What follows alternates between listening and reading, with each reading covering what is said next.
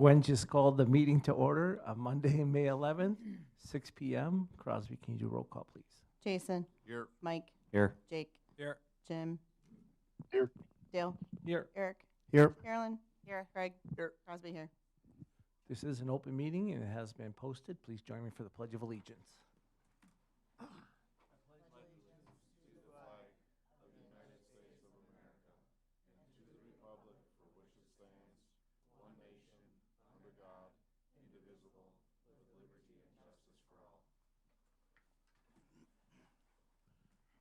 All right, up first, we have recognitions, years of service awards. Thank you. So each year, we recognize employees who have worked for the Mukwonago Area School District for 15, 20, 25, 30, 35, and 40 years. I will read through the names and we could just give a congratulations at the end. These a great list of individuals who have served us for a very, very long time. 35 years of service, Dawn Vindays. She's a teacher at Big Bend. 30 years of service, Deb Casper, special education paraprofessional at Big Bend. Shannon Korth, interventionist at Parkview Middle School. Catherine Shea, teacher at Rolling Hills Elementary School. 25 years of service, Sue Bachhoven, special ed teacher at the high school. Christine Butler, teacher at Eagleville. Krista Christensen, teacher at Rolling Hills. Amy Gruel, teacher at Mukwonago High School. Kim Hins, teacher at Rolling Hills. Levi Becky, associate principal, Parkview Middle School. Bonnie Matson, special ed paraprofessional at Parkview. Kristen Maxwell, psychologist at Mukwonago High School. Shelley McLean, teacher at Section. Kelly Kovsneski, IT services director. Marnie Phillips, teacher at Clarendon. Tracy Ports, teacher at Clarendon. Amber Raymer, teacher at Clarendon. Laura Stroika, administrative assistant at the district office. 20 years of service, Melissa Barton, teacher at Rolling Hills and Prairie View. Julie Bennett, teacher at Section. Kristen Bradford, teacher at Clarendon. Jamie Zarapata, teacher at Big Bend. Kelly Einechner, teacher at Parkview Middle School. Wendy Fleck, health services. Carrie Gora, teacher at Clarendon. Mary Johnson, teacher at Big Bend. Megan Johnson, teacher at Clarendon. Renee Lang, teacher at Section. Joanna Vick, teacher at Parkview. 15 years of service. Kathleen Cassio, teacher at Mukwonago High School. Matt Dorman, teacher at Parkview Middle School. Lori Everett, food service. Amy Johannes, special ed paraprofessional at Big Bend. Jennifer Kimenow, teacher at Parkview Middle School. Bonnie Libby, special ed paraprofessional at Prairie View Elementary. Erin Lindsay, teacher at Parkview Middle School. Chris Loyce, teacher at Mukwonago High School. Tara Nail, teacher at Section. Matt Sherbarth, teacher at Mukwonago High School. Lindsay Smith, teacher at Clarendon Elementary School. Stephanie Steib, teacher at Eagleville. And Allerdale Dale Wimmer, teacher at Clarendon, Eagleville, and Section. So please join me in congratulating all of these educators for their years of service.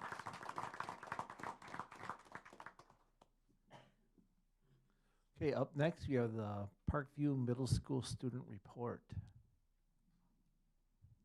Parents or teachers, if you want to come stand behind us and take pictures or record, feel free.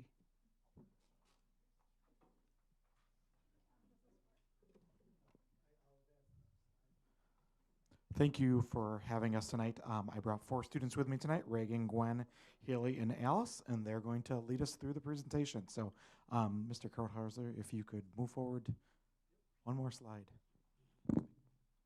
And then if you could just speak in the mic, you can even grab it if you need to, so you get it close to your mouth. Thank you. The floor is yours. Every year we have a spirit. You can just grab it and hold it like this so it's easier. Every year we have a spirit point race where students can earn points for their homeroom by participating in different spirit days. Teachers count how many students dress up, and we calculate the percentage of participants for each homeroom. Throughout the year, there are also monthly activities like decorating doors, making cards, and other fun challenges to earn even more points. At the end of the year, the 6 homerooms With the highest participation gets a reward with a trip to the zoo. Dude Be Nice is a month where we focus on being kind and making everyone feel welcome. We take part in fun activities like making cards for people we appreciate to show kindness to others. We also have lessons that teach us how to include everyone and help create a positive school community.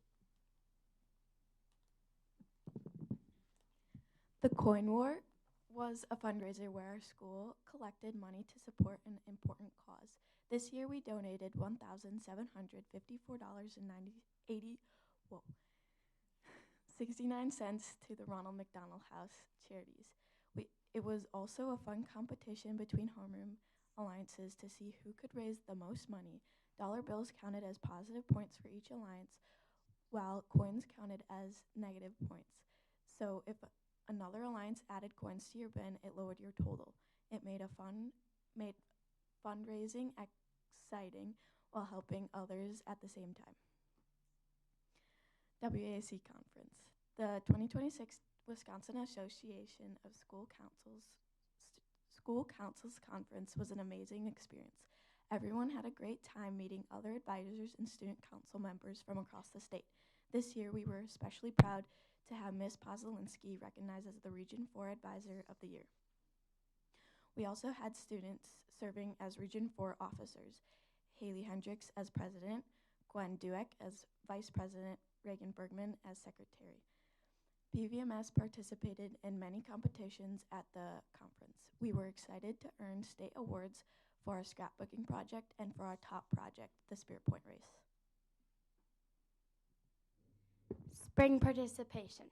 Track had 143 students, tennis 41 students, school musical 62 students, engineering club 25 students, string choir 24 students, solo and ensemble 63 students, guys and ties 17 students, voices 23 students, jazz band 22 students, girls in gold 17 students, and student government 136 students.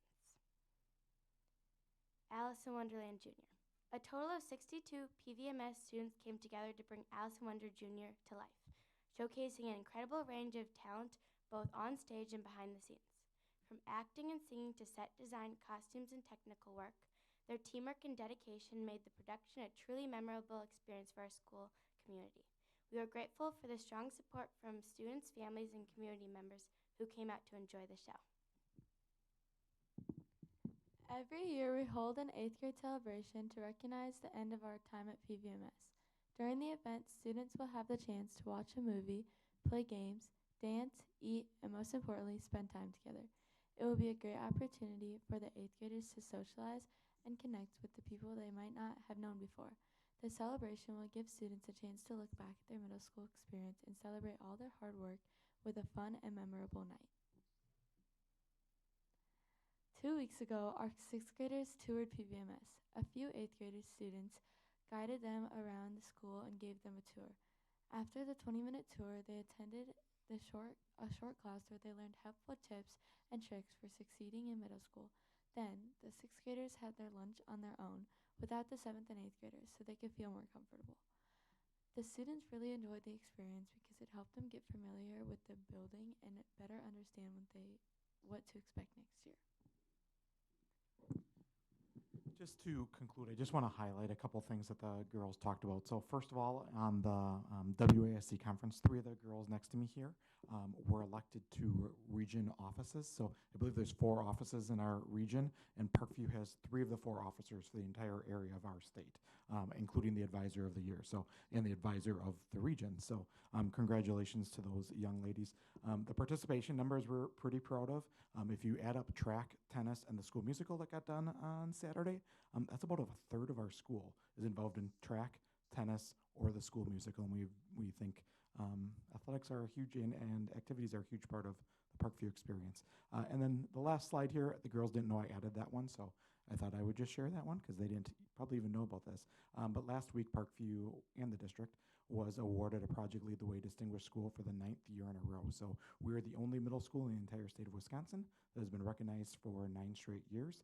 and one of only 8 in the entire nation that have been recognized for 9 straight years. So thank you to Mrs. Perkins as well as our CTE and STEM teachers at Parkview for that honor. Now, if you have any questions, the young ladies would be glad to answer them. First of all, congratulations. That was awesome. Anybody have any questions or comments? What did you think of showing the sixth graders around? How was that? It was the 8th graders, but it was like, I remember when we were in 6th grade, it was really cool because it like helped us a lot, but like knowing the school. So yeah. Great. Any other questions or comments? All right, thank you. Job well done. Thank you. Good job.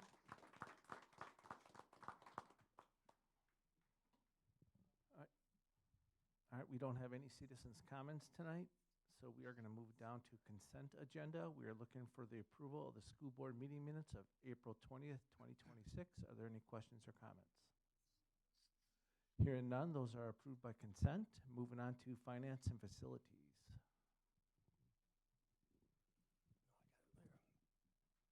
All right, so I got a few things for everybody tonight, and I'll do my best to go through this quickly so we can keep the meeting moving along here. First thing we have is a procedural requirement as school boards are required to designate an official newspaper of the school district where we'll post our legally mandated posts. And we'll also are required to designate a bank depository. So I'm proposing that we just keep everything the same, and we use the Waukesha Freeman as our official newspaper, and Citizens Bank and the local government investment pool as our official depositories. Do you have any questions about those? None. All right. So secondly then, we have a food service update here. So I'm going to provide the update here tonight. So for food service here, I'm going to go through each level, start with the elementary level. So as we make plans for the 26-27 school year, I am proposing, and along with Chris Oswald here, for purchasing some new equipment. So the equipment of choice is a combination oven, or a combi oven as it's known, which is a dual purpose oven and steamer. This type of equipment will help with the freshness of food while allowing for more variety on the menu. Combi ovens cost approximately $20,000 each, but they require plumbing infrastructure to be in place prior to installation. At this time, only Clarendon is currently set up for immediate installation of the combi oven. So we are proposing a long-term goal of bringing in a combination oven into each of our elementary buildings. However, in the short term, for the other non-Clarendon schools, we are proposing to bring in a micro steamer at the cost of $5,200. Once the combi ovens are in place, that short-term solution here, the steamer, will continue to be used. So it's not just purchasing equipment for a short-term use and then having no further Hey, purpose. Tom? Yep. What do we use now to keep food warm? Is there in the elementary schools? So the food is prepared at the central kitchen at the high school, and then they're put into serving trays, and those serving trays are put inside a tall metal, it's like, I forget the exact name, but it's like a heat, it helps contain the heat. Okay, so it's not a heater, it's just containing the heat. Yes. Okay. Do you want to ask me if it does a really good job? Nope. Okay. So I think despite our best efforts to keep everything warm, it's just inevitable when you make food and you don't have it actively heated. You're going to lose some temperature. You're going to lose some freshness of the food. So through the results that we heard from, the student surveys, getting better quality and freshness of food at the elementary level seems to be like the biggest theme here. So our solution to that is what we're proposing here. So short term is to get a micro steamer at all of our schools, and but except for Clarendon, where we would go right to the combination oven. Okay, I do want to note Eagleville, because Eagleville's space limitations in their cafeteria make it hard for either one of these pieces of equipment to come in. So I don't have a solution here at this time. So this proposal is for the 5 other elementary schools. I need a little more time to figure out what we can do there. Okay. So what will benefit all schools, including Eagleville, is bringing 3 meal offerings per day to the elementary level starting next year. All right. And let me think here. All right. So that's the basic direction for the elementary level. If you have any concerns, I'd like for you to let me know of that right now. And if not, I can certainly wait until next week if you need some time to let this these thoughts marinate on the brain, no pun intended. But if not, I will build a budget for food service that addresses purchasing these pieces of equipment. We have $930,000 of fund balance available in Fund 50. Fund 50 is our food service fund. We cannot use those funds to purchase textbooks. We can't use those funds to purchase anything but things that will benefit the food service program. So those funds are highly restricted, and this would be a perfect place for those funds to be used. Okay? So I'm going to stop there at the elementary level. Again, what we're proposing is bringing in new equipment to address the quality of the food, in addition to having three lunch offerings each day. Do you guys have any immediate feedback or concerns? Jake? What was the cost impact on the third? Is there one on having a third option? No, so we've gotten pretty good at, I got to give the credit to the food service team. Chris Oswald and her team do a really great job of knowing that if it's any menu item, it could be chicken patties, it could be spaghetti. They know what participation levels are going to be. At the elementary level, each day, students, when they get into their classroom, they mark what they're going to do. Cold lunch, or if they're going to take hot lunch, they choose which option they want. Those counts are then relayed to the central kitchen, and then they make that exact count and add a couple more just in case. But there's not a lot of food waste there because of that, so they know how many lunches are required because the students are entering those in each day. I don't think that there will be food waste by bringing a third option in where you're making a lot and throwing a lot of it away. That's definitely not the case. Did I answer your question? Aside from the waste, just overall costs associated with providing the third option, you think that'd be cost neutral? Yeah. Okay. Yes. And why, Crosby? why do we want the third option again at the elementary level? To increase student participation rates in the school lunch program. So when the kids' notes, the first question of the survey that we launched was, how often do you participate in the school lunch program? And the elementary level, it's pretty light. For those who did not, who rarely or never take food service, said the menu just simply doesn't interest them. So we're trying to offer something that kids, if the standard two options aren't of something that interests them, then hopefully the third option will. But this will hopefully increase student satisfaction levels at the elementary level. Okay. Any other questions there? Okay. At the middle school level, as we make plans there, this one's going to be pretty short here. So once the new middle school opens, the new middle school cafeteria will allow for us to really offer a food service program that looks a lot like the high school. So there's a lot of room for improvement that's going to come with the building. So as we look forward to March or April of 2027, the program between now and then is going to be a little bit of status quo, with the exception of bringing in more a la carte items that fall in line with the smart snack requirements. So we're really just kind of in a holding level as the new building comes out, but we are going to move forward. Unless you give feedback to the contrary, we're going to move forward with offering more a la carte items. Our students indicated in the upper 80s to low 90% that if we offer those things, they would use them. They would buy those things. So we're looking to have a few more smart snack items along with bottled beverages. Do you guys have any feedback or concerns there with any of that? Rice Krispies are a smart snack? They meet the definition there, Mr. Verts. I was surprised as you sounded there in that comment. Do we have any concern that we will have even more food waste if kids are also allowed to purchase these smart snacks? Is there any more food waste? So when they buy a standard lunch, there's certain nutritional requirements that have to be on the tray for any school that participates in the National School Lunch Program. And that'll serve a little bit as our segue to the last level, which is the high school level. So whether there's fruits and vegetables or whatever's on that tray, we have to meet a standard requirement there. And if the students don't like what's on their tray, they may not eat that. That does lead to waste. That doesn't make anybody happy. If there is more a la carte items, will it lead to more waste? I struggled. I'd have to come back and answer that question, Crosby. I don't know. Because that would be my concern, right? You get your tray, and you don't like 75% of what's on it. So you just toss it, and then you get a bag of chips and a cheese stick, and you call that lunch, right? Can I bring an answer back? I need for Chris to weigh in there. And so I'll come back with an answer to that question there, okay? Thank you.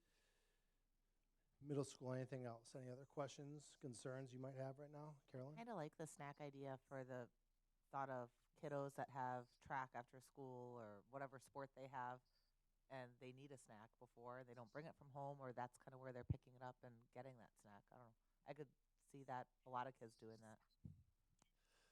Last Thursday at the track meet, my son came up and said, "Dad, do you have any food?" No, dude, I don't actually. Anything else at the middle school level? Yeah, so to Crosby's point, I mean, the kids are buying the lunch anyways, right? So if they throw it away, it's kind of on them, and their parents should talk to them about that, right? You know, if you don't like what's on the tray, then, your option is to bring something from home. If you don't like what the Right. school is offering, your alternative is to do something different. Now, if kids are hungry and that standard lunch does not meet what fills you up, then we're giving you the option for like another $1 or so to buy more food. And that's voluntary. You don't have to, but I think for the most part, it's going to be kind of addressing those kids who are looking for a little more than what the standard meal is providing. Sure. So I mean, like, for instance, like green beans. If it's mandatory to get green beans, kids are going to throw them away, and the kids probably do throw them away. Unfortunately, you're completely right about that. Yeah. Okay, anything else there? If not, I'll go on to the high school. So there's a rather larger decision here. So some of the information I've gotten from the board is just inquiring about leaving the National School Lunch Program. So again, the National School Lunch Program has, funding sources that if we meet the nutritional standards, we receive funding. Leaving the National School Lunch Program would lead to a loss of $165,000 in revenues annually. So I'm not aware of any school districts that do not participate in the National School Lunch Program at the middle school or elementary levels. To my knowledge, it's universally participated in.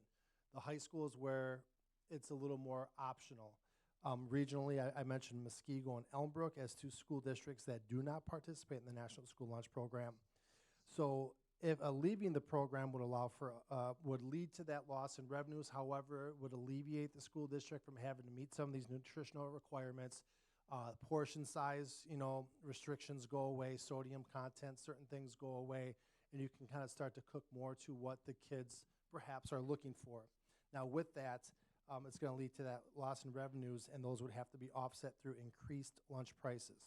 I'm currently working with Stephanie Blue to coordinate a small contingent of students to visit the Muskego program and to visit one of the high schools in Elmbrook, so Brook Central or Brook East.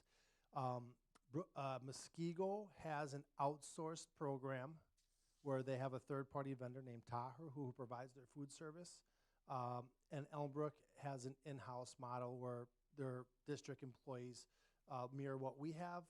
So we're going to take a look at both. Now, Chris Oswald is a former employee at Muskego, is a former employee of Taher. She knows that program as good as anybody.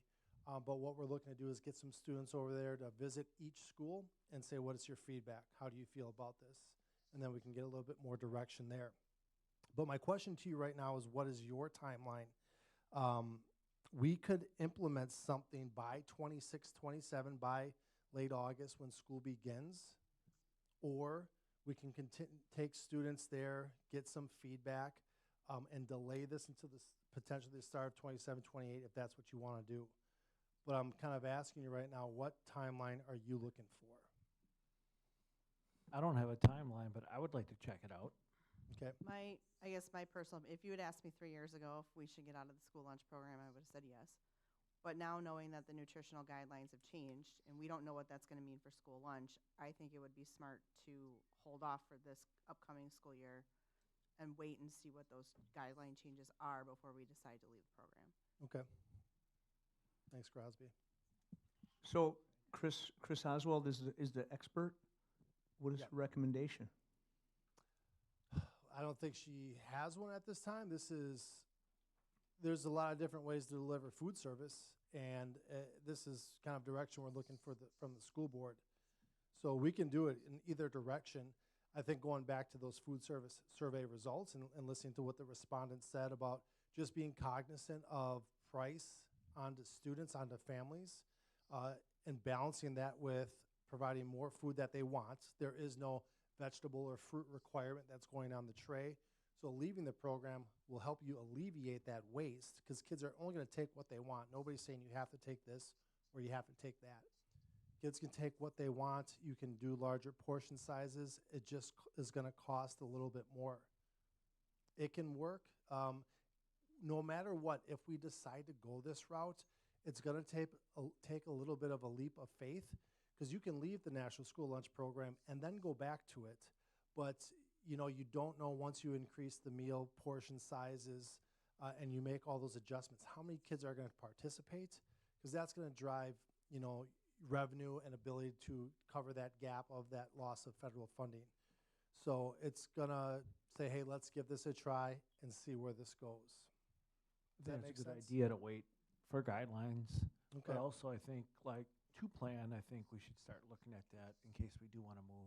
We'll be definitely prepared. keep the momentum going now that we have this baseline of the survey, and we'll take this field trip with students. I'll let you all know when we do those. If you want to tag along, come with us. And please wear blue and gold. Couple things, just kind of thinking out loud here. The $165,000, that's a subsidy that's provided like on a per meal basis, right? Yep, so there's two ways that funding comes to us. There's a subsidy, a direct cash subsidy, where we're being reimbursed for every meal that meets the guideline. We receive a dollar value or a dollar equivalent that accumulates, and we get $135,000 annually. And then we get $30,000 in free commodities. So there's a U.S. Department of Agriculture website based on the number of meals we kind of accumulate points. You can think of it that way at least, where then you can go and redeem that and get 10,000 pounds of chicken 5 different ways, on the bone or chicken patties, whatever you have. So it's commodities and a cash reimbursement. And how does free and reduced lunch factor into this?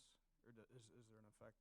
No, that's a part of this. So like the all-in number is what you're seeing That's right there. That's a part of that. Yep, Okay. yep. So And then- there's a loss of revenue there as well. So that's embedded in that. And then the other thing, just again thinking out loud, if we're going to be offering more than one option anyways, can you do a hybrid?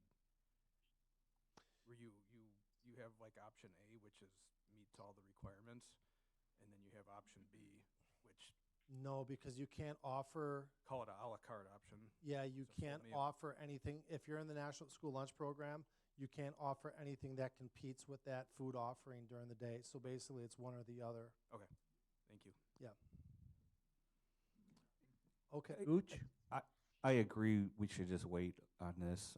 We're in no hurry, and depending on what the new pyramid that just got turned upside down and how they're gonna, I think we got a good system right now, just keep it. Board member Gooch, Rice Krispie treats. That's all you have to say. You'd get in line and take them all. So at this time, if we'll move forward with planning to get the new equipment for our elementary levels, I do think that'll be a really well-received purchase of equipment there for the elementary students, along with the 3 items there. And we'll move forward with expanding our a la carte options at the middle school, and that's where we're moving at this time. Does that work for everybody? Any concerns? None. Okay, so when I bring the food service budget back, and we will look at the totality of all the funds, all the proposed budgets in June. If you guys agree to that, then we will come back and present that to the community in August at the annual meeting and budget hearing. Because we're buying we'll aim to build a balanced budget. However, those one-time equipment purchases will make Fund 50 not a break-even budget. So we're going to use some of our fund balance for some one-time equipment upgrades, which I think are wise. Okay. We're good there. Thank you. The next thing on the agenda then is before and after daycare. So we went through a committee of administrators, parents, principals. We went through some evaluation of 3 RFPs that were submitted. We have requests for proposals for before and after care in the upcoming 2 school years submitted by the YMCA, Kids Connection, and a new entity in Wisconsin called Innovation Learning. So the recommendation right now is to keep the status quo in place, and the status quo is having the YMCA provide care at Big Bend Elementary and Prairie View, and the other 4 elementaries would be operated by Kids Connection. The new bidder, Innovation Learning, submitted a strong bid. They have a very detailed before and after program, but there was a little bit of apprehension from the committee that they're new. They exist nationally. They exist in Illinois. The Swallow School District is bringing them in Heartland coming this fall. So there's just a little bit of apprehension of if they'll be able, their staffing abilities, and it was a little bit of a leap of faith that the committee wasn't really super confident in taking. So that's why the status quo is in place here. However, the committee wants elementary principals to further evaluate innovation learning for the next cycle of RFP evaluations in 2 years, and for the district to create and administer a survey that we administer to parents who are enrolled in our before and after programs. It'd be better if we could get the feedback directly from parents rather than feedback from what the vendor is putting in their RFP, as a way for us to evaluate what's going on in before and after care, and are our parents happy with those. The committee would like to see the district implement their own survey and just measure quality and satisfaction levels directly on our own. So as a part of that, because ultimately you'll make this approval, yay or nay, next week. As a part of this, I'm suggesting that with our before and after care providers, we charge them a rate to use our spaces, just like any community group or any outside entity for using our building spaces. We currently charge the YMCA and Kids Connection $7.35 per hour per building. We haven't adjusted those rates during my tenure here, which is over 10 years now. So I am proposing that we adjust the rates charged to $8 an hour. And we typically adjust it for from September 1 to end of May. That I'm proposing we go from $7.35 to $8 per hour, an additional $2 per hour for June, July, and August for air conditioning purposes. When we cool those spaces, which we normally wouldn't do, but we do it for the kids in the building, it's just a little added cost there for that. So do you guys have any questions or concerns about that? But other than that, the recommendation is to keep the status quo in place for the next 2 years and then to adjust the rates charged. Any questions or concerns? Okay. So then I'll move on to the 26-27 budget. So this is just an update for your information. Back in February, the board, you guys, adopted a goal of building a balanced budget. And the good news is that we are on track to hit that goal. So when we bring in the budget next month in June, it will be balanced. Okay, my intent here is, and just giving you this verbal update, is to demonstrate how we did this. Overall, largely, we reduced elementary building teaching FTE by matching our student counts that have declined, unfortunately, with the number of teachers there. So there's 8 FTE that we reduced at the elementary level, excluding 4K. So we didn't have to do pink slips. We used retirements and along with the expansion of our 4K to make this happen. And I want to say that this was a big deal because when you have a $1.1 million deficit, doing that as painlessly as possible, it's a credit to our elementary principals and Rachel Herman and Angela and everybody that helped make that happen. So, but there was a reduction in our elementary FTE as we head into next year. Okay, at the middle school level, we reduced 1 FTE, and at the high school level, we reduced 2.9 full-time equivalent teachers. Here in the district office, we did also reduce by 1 full-time equivalent position here. So overall, when we come back next month, the goal to build a balanced budget, we're going to do it. Okay, so what I will tell you, though, is that in the manner in which we balance this budget, so we're down 4 sections of 5-year-old kindergarten throughout the district. That's not necessarily a good thing. That's, it's bad. The possibility exists next year that we rebound and we have to regrow our 5K to meet, like right now we have an incoming 4K class that's rather large. That's good. So we may have to adjust and say, even though we cut 5 4 5-year-old kindergarten sections. We may need to bring 1 or 2 of those back next year. So the reductions that we took place largely at the elementary level is a one-time card that we played. We're not going to be able to reduce future budgets in the manner in which we did right now. So what I'm telling you is that in the future, if our enrollment trajectory doesn't change or if school funding does not substantially improve, we will have to make difficult decisions in this room. So we're good right now. But as we're talking about the 27-28 budget, and we'll get to September, and I'm going to turn around and say, guys, time to talk about, we talk about 26-27 budget. I'll start to shift to 27-28. We got to do this all over again. I see the excitement in your eyes already, guys. But there's tougher things. The way we did it this year, we were not going to be able to replicate it using the same methods. We're going to have to do different things, and it's not going to be easy.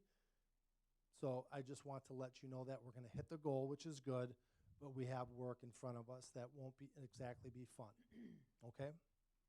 Tom, Yes.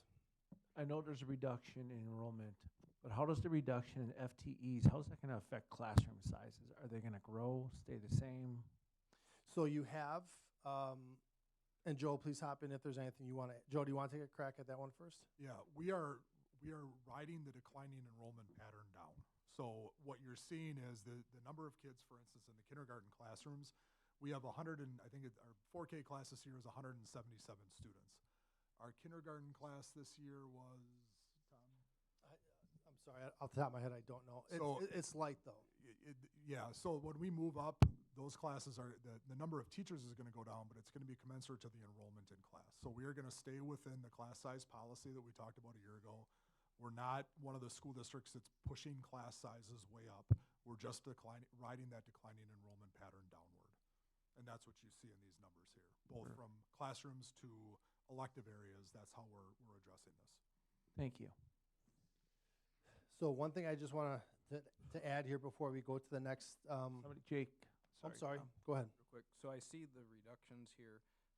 Later on, there's a resignation that's not being backfilled. Correct. Is that a part of this already, or is that above and beyond this then? That's going to be above and beyond. And we'll talk about that more as we get into the subsequent meetings. And then, Tom, just one more thing. Yeah. I know it just happened today, but on the news, they are talking about a bipartisan deal that's going to affect school funding. Yes. Is that a positive thing? Have you gotten any details on Yeah, that? Is I that can going to give you help us out for the next few years? Sure, I can give you a couple details here. So there is an offer on the table that will be voted on Wednesday at the state capitol. The agreement right now is basically twofold. One, it's to increase school funding and special education reimbursements, and also to provide property tax levy relief. Also to have no tax on overtime, no tips on overtime for, I believe, 2 years. And then to also issue $300 single rebates for all taxpayers in Wisconsin who file single, and $600 for everybody who files married.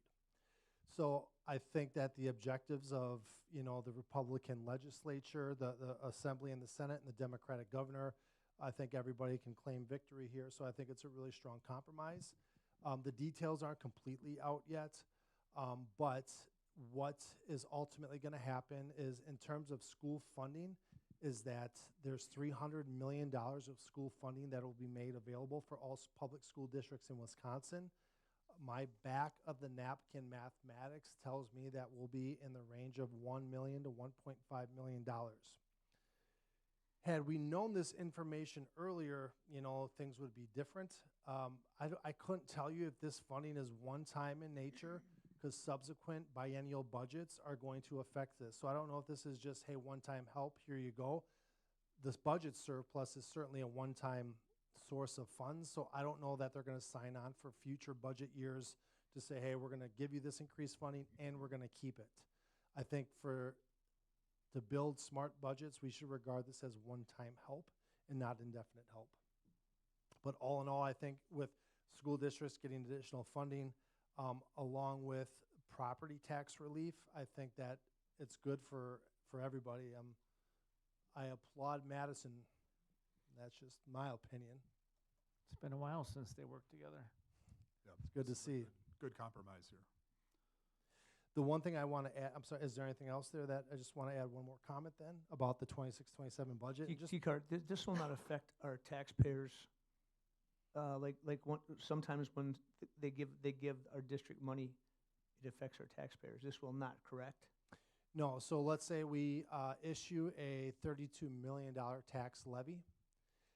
This is going to basically say, here's some extra state aid. So that 32 million, if we get $1.5 million of that, it's going to reduce that down to 30.5 million instead of 32 million. Okay. So what everybody's property tax bills show up to be at the end of 2026, it should shrink. This should help. Okay. So when it comes to building budgets, just as a reminder to this room, there are 3 ways to build a balanced budget. If that's, and that, I would assume that's pretty much going to be a goal here from now to the end of time. When it comes to building a balanced budget, we can build a budget with a deficit where expenses outweigh revenues and we rely on fund balance to plug it up. I don't recommend we do that. Second way to build a balanced budget is to go out for operating referendum. I don't think that we're going to do that anytime soon as well, but that's certainly something that you could direct us to do. But if you don't have enough revenues to cover your operating expenditures, an operating referendum is an option. The third way to build a balanced budget, and this is painful, but it's to cut or reduce programs, leave vacancies unfilled, or increase class sizes. All around Waukesha County and throughout Wisconsin, that's a combination of those 3 things are taking place. We have to really pick, well, what path do we want to go? Absent building budgets that rely on fund balance or absent going for an operating referendum, if there is no change to our enrollment trajectory or there is no substantial change to school funding, we're going to have to look at, reducing programs, reducing FTE, leaving vacancies unfilled, or increasing class sizes. None of that's fun. So when I say as we move forward and once we get this budget adopted, we'll have to start engaging in those difficult conversations in this room. So I guess at that same time, though, don't let the good work here not go unnoticed and unacknowledged that we will build a balanced budget here. Okay? All right. All right, so then next thing then is our health insurance here. So we projected a $750,000 budget deficit in January. And then when we revised our health insurance assumption from a 10% increase to a 15% increase, that deficit grew to 1.1 million. So that is the deficit we closed. But now we're at that point right now where we need to make a few health insurance adjustments here. So there's 2 things that I'm going to ask the board for permission next week to vote to approve. The first thing is the amount of single and family premiums. So we identify an amount of money. Of that amount, the district funds 88%. The employee funds the other 12% through payroll deductions. And I'm proposing that we need a 15% increase onto both of those. I don't take that lightly. It's not easy to ask for that. That's Going to 15 or a 15% increase? Say that again, Dick? Are you going to 12% to 15% or a total 15% increase? Our 88% share will grow by 15%, and the employee's 12% share will grow by 15%. So if you take a look at the memo there, and let me just bear with me here while I'll pull that up here so we can all look at this together here. All right. And I'll make that bigger. Okay. So the single and family premiums currently, if you're on the single plan, the total cost is $11,400. A family plan is just over $25,000. We're going to increase each of those by 15% to the 2 values that you see there. The reason for both of those is that simply medical inflation marches to the beat of its own drum. Medical costs are expanding everywhere, and that's a national problem. We really got to wrestle with that somewhere, but that's beyond the ability of this room. Our utilization rates are high. We have a very good health plan. If there's one thing that we can point to the Mukwonago Area School District saying we are a destination district for employment, is that we have We have strong compensation offers, and we have a really good health plan. A really good health plan. I would compare ours to anybody and feel good about the odds of saying ours is better, okay?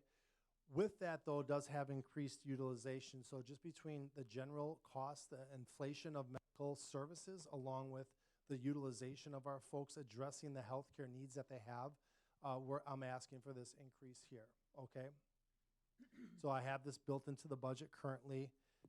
Additionally, then, so when our people go and seek care outside of our medical clinic, outside the clinic at Mukwonago High School, we have that primary care copay. There's currently $100.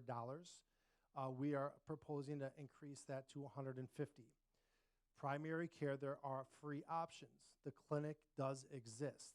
We encourage our people to use the clinic as much as possible. Nobody's saying you can't see your doctor. We just need to increase the cost to do so. But there are free options in terms of primary care. What I would encourage people to strongly consider is using our clinic for as many things as you can. Should you need antibiotics, should you need a physical, should you need labs drawn, go to our clinic and get it for free. You can still see your primary physician if you have one that's attached to a large hospital system, but we need to move the needle on that. I'm proposing anyways, to move that from $100 to $150 for a $50 increase. Our specialty care copay, so when you see a doctor that has that's regarded as a specialist, we're proposing moving that from $150 to $175, and the urgent care copay would move from $150 to $200.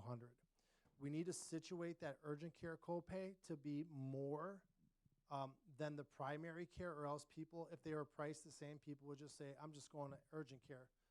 And that's an expensive situation.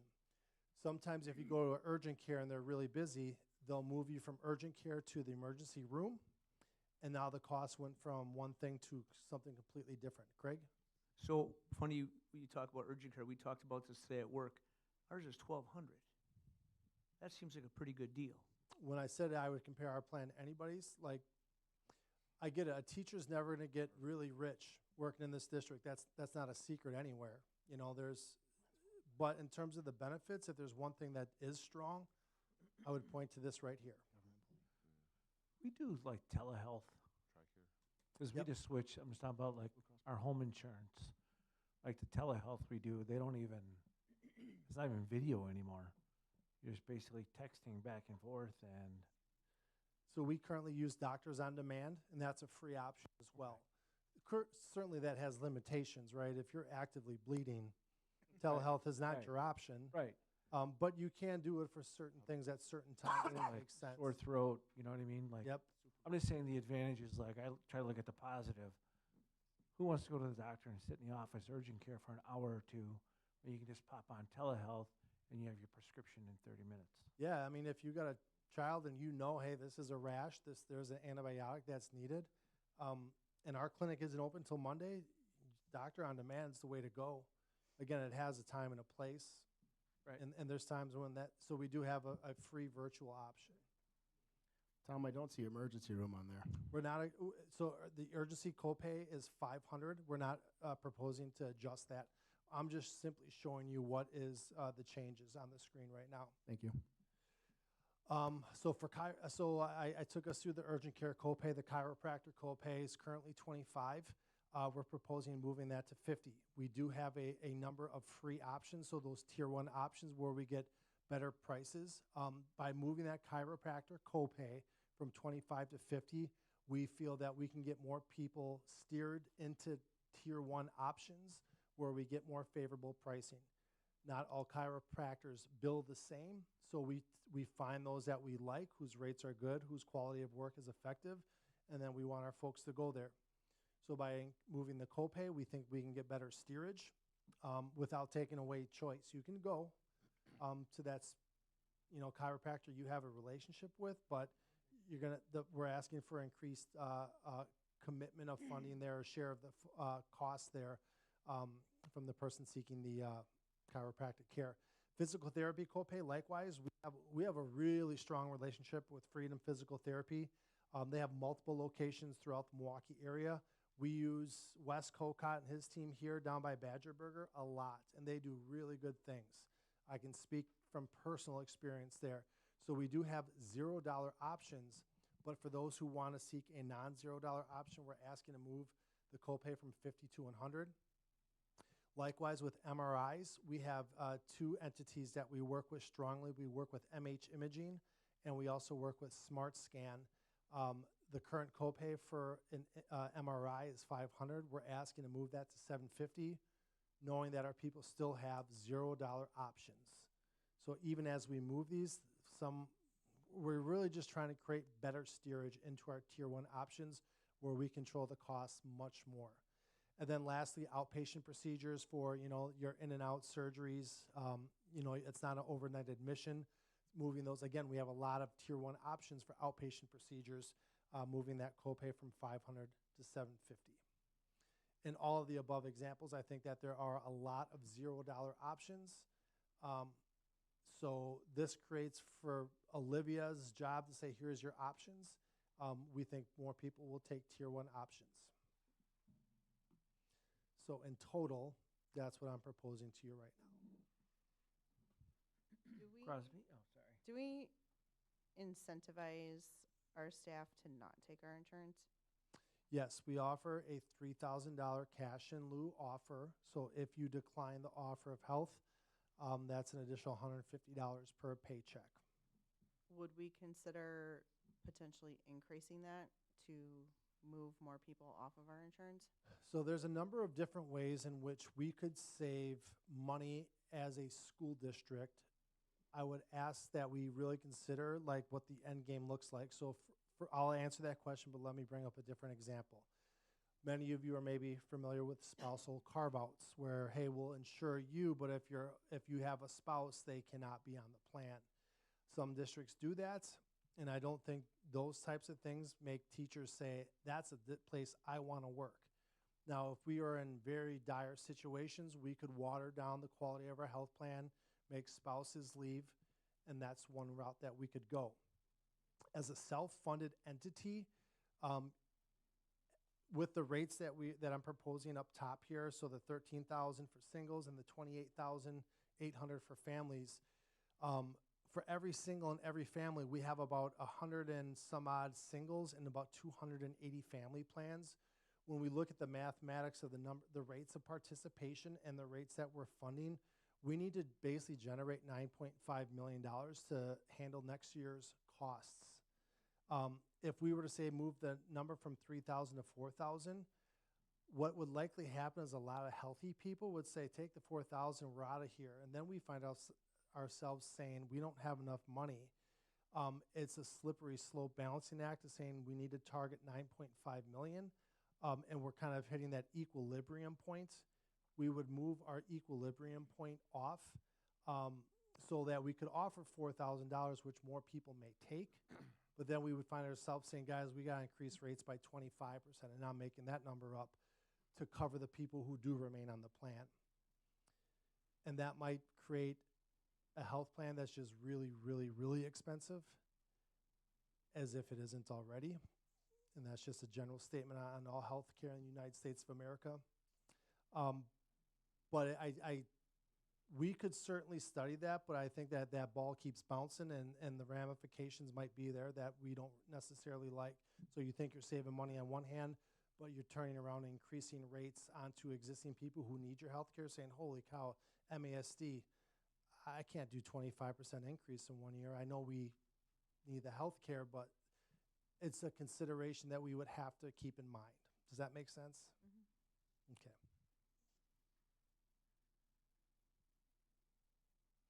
So if there's any other questions, let me know. If not, we'll bring these back for approval next week. Okay, last thing then is just Andy Wagner has a memo in here. The Village of Mukwonago is looking to bring a tornado siren into the northwest side of the village. They're asking us if we would house a tornado siren on the campus at Mukwonago High School. That would kind of point north and west. People in the town might even hear that, and that's, I think, by design. So there's a county right-of-way, and if the final area that we want to use isn't in that county right-of-way, The Village of Mukwonago simply wants to know, will you house this and do like an easement agreement that allows for the village to have a tornado siren on our school district grounds? I'm good with it. Can we charge them rent? Anything we need from the village? If y'all, just as a reminder, if you remember, we are collaborating very, very well with the village. The most recent example is using our fiber optic network. We get it for free now at SOAR. We gave them connections. T-Cart, we're good. It's all good. All good, man. Relax. We're good. I'm answering your question, Board Member Verts. Okay, so if there's no concerns, we'll move forward with for next Monday there. Thank you. Thank you. Moving on to student learning topics. Okay, we have a number of topics tonight. Tom, if you can pull up the music presentation. So we'll start with update around music. So tonight I'm going to present a revised proposal for the district's music program starting in the 27-28 school year when we make that transition to the 6th through 8th grade middle school.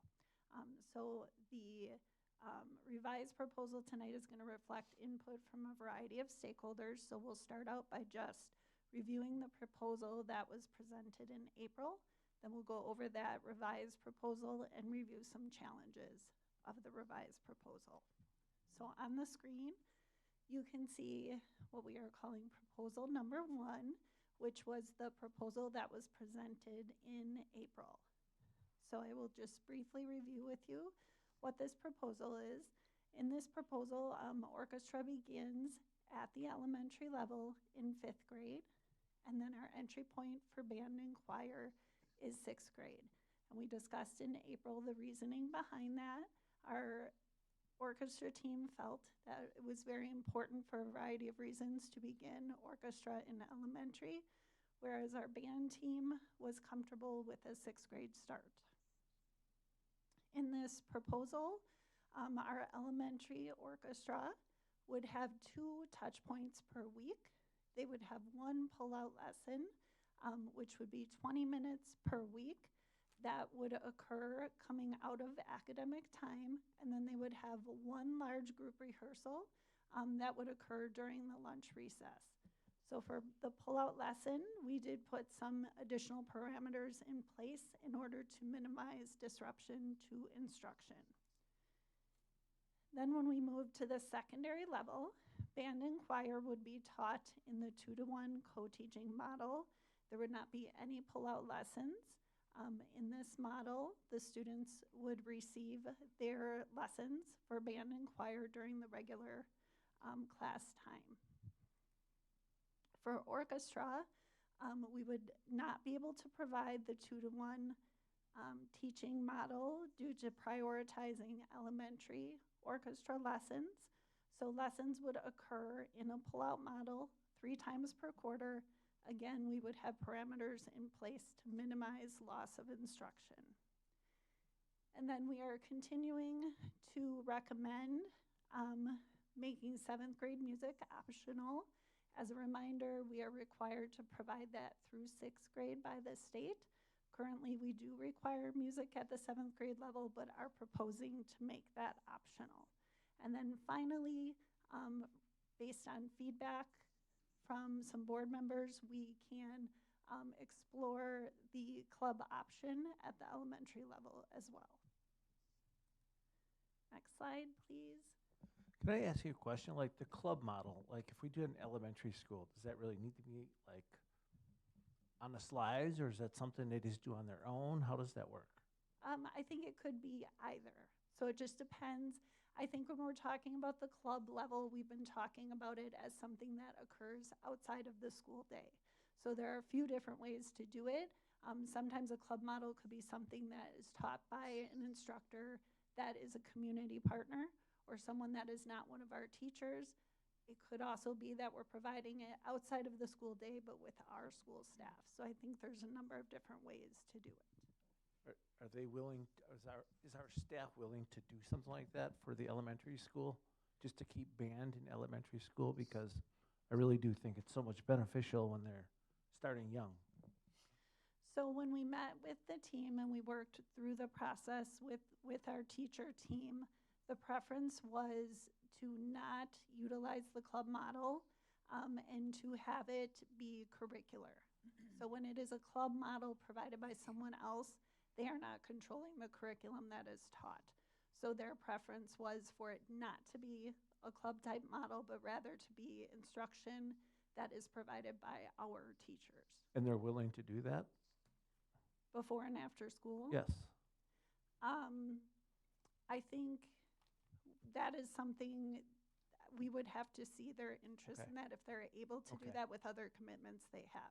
So we could have guidance on this, and then you could find out, and we could just, like, put an amendment on it. If we come to an agreement like tonight, we could add an amendment to an action Yep. item next week. And we Okay. can look at the proposal that we have does have instruction before school, the revised proposal that we're going to look at, but is provided by our staff. Okay. Okay? Thank you. Okay, next slide, Laura.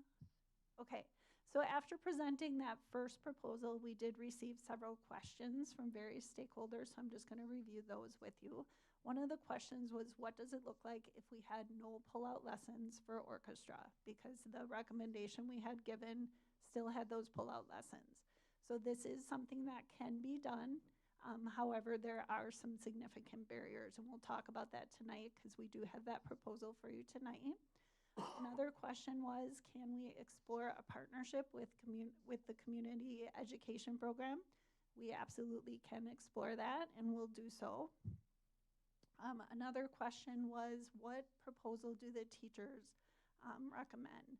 So the proposal that was presented in April, which I just reviewed, was the recommendation of the teachers. That recommendation was made after an extensive collaborative process over the last 5 months with the teachers. And then the final question was, are all the proposals staff neutral? So not adding any staff and not cutting any staff? And the answer to that is yes. Everything we have presented in April and then the things that we're presenting tonight are staff neutral. Next slide. Okay, so this is the revised proposal that we are bringing with some feedback from some of our stakeholders. So in this proposal, we have no pull-out lessons. So we have the same start points in this proposal: orchestra starting at grade 5, band and choir starting at 6th grade. For elementary orchestra, this proposal would have the same number of touch points per week. So they would have 2 times per week with the teachers. The key difference here is that one of those would be before school and one of them would be during the lunch recess. The before school would be taught by our teachers and would be using our curriculum, but it would be more of a club model in the sense that students would have to arrive before school in order to access that instruction. The other key piece of this is because of the staffing that we have available, we would not be able to provide orchestra at Eagleville. We just would not have enough staffing in the time frame that we have to go to all of the schools. At the secondary level, we would then have band, choir, and orchestra, all 3 of those utilizing the 2-to-1 co-teaching model, so no pull-out lessons there. We still would be recommending that music be optional at the 7th grade level. So you can see the key differences on the right side of the screen there. Just to review those quickly again, with this proposal, there would be no pull-out lessons, so no missed academic time. We would not be able to provide orchestra at Eagleville, and then elementary students would have to arrive early to participate in orchestra. Joe, would you be able to touch on the Eagleville? Yeah, so, Dale, you and I had a good conversation last week. You asked some really good questions about this. Eagleville, if students wanted to attend Eagleville for school, they would be able to access the morning time for orchestra instruction. that would allow though for only the morning time, because during the middle of the day then when, for instance, the section students would be having orchestra, the Eagleville kids would still be at Eagleville. So if a student from Eagleville wanted to access it and their parent was willing to drive them, we still could make that morning time available to them. So morning time at a different school. Correct. So, Okay. I think it's a dozen students at Eagleville that participate in orchestra, they could go to the next closest school as an example, or they could go to their attendance area school. Well, why does Eagleville have to do that? The staffing component of it, I think the other part of it is Eagleville is a charter school, and by choice, there are certain things that families accept by going to that charter school. Eagleville uses a different instructional model. Given that, it is a choice, and we're right now pushed up against the staffing piece of can we provide it there or not. And in this model and this option here, we are not able to provide it at Eagleville. Thank you. I just wanted everybody to hear that, so Thank you. we know what was going on. Thank you. Okay, next slide. All right, so as I had stated earlier, this proposal does come with some barriers. So we're going to talk through those now.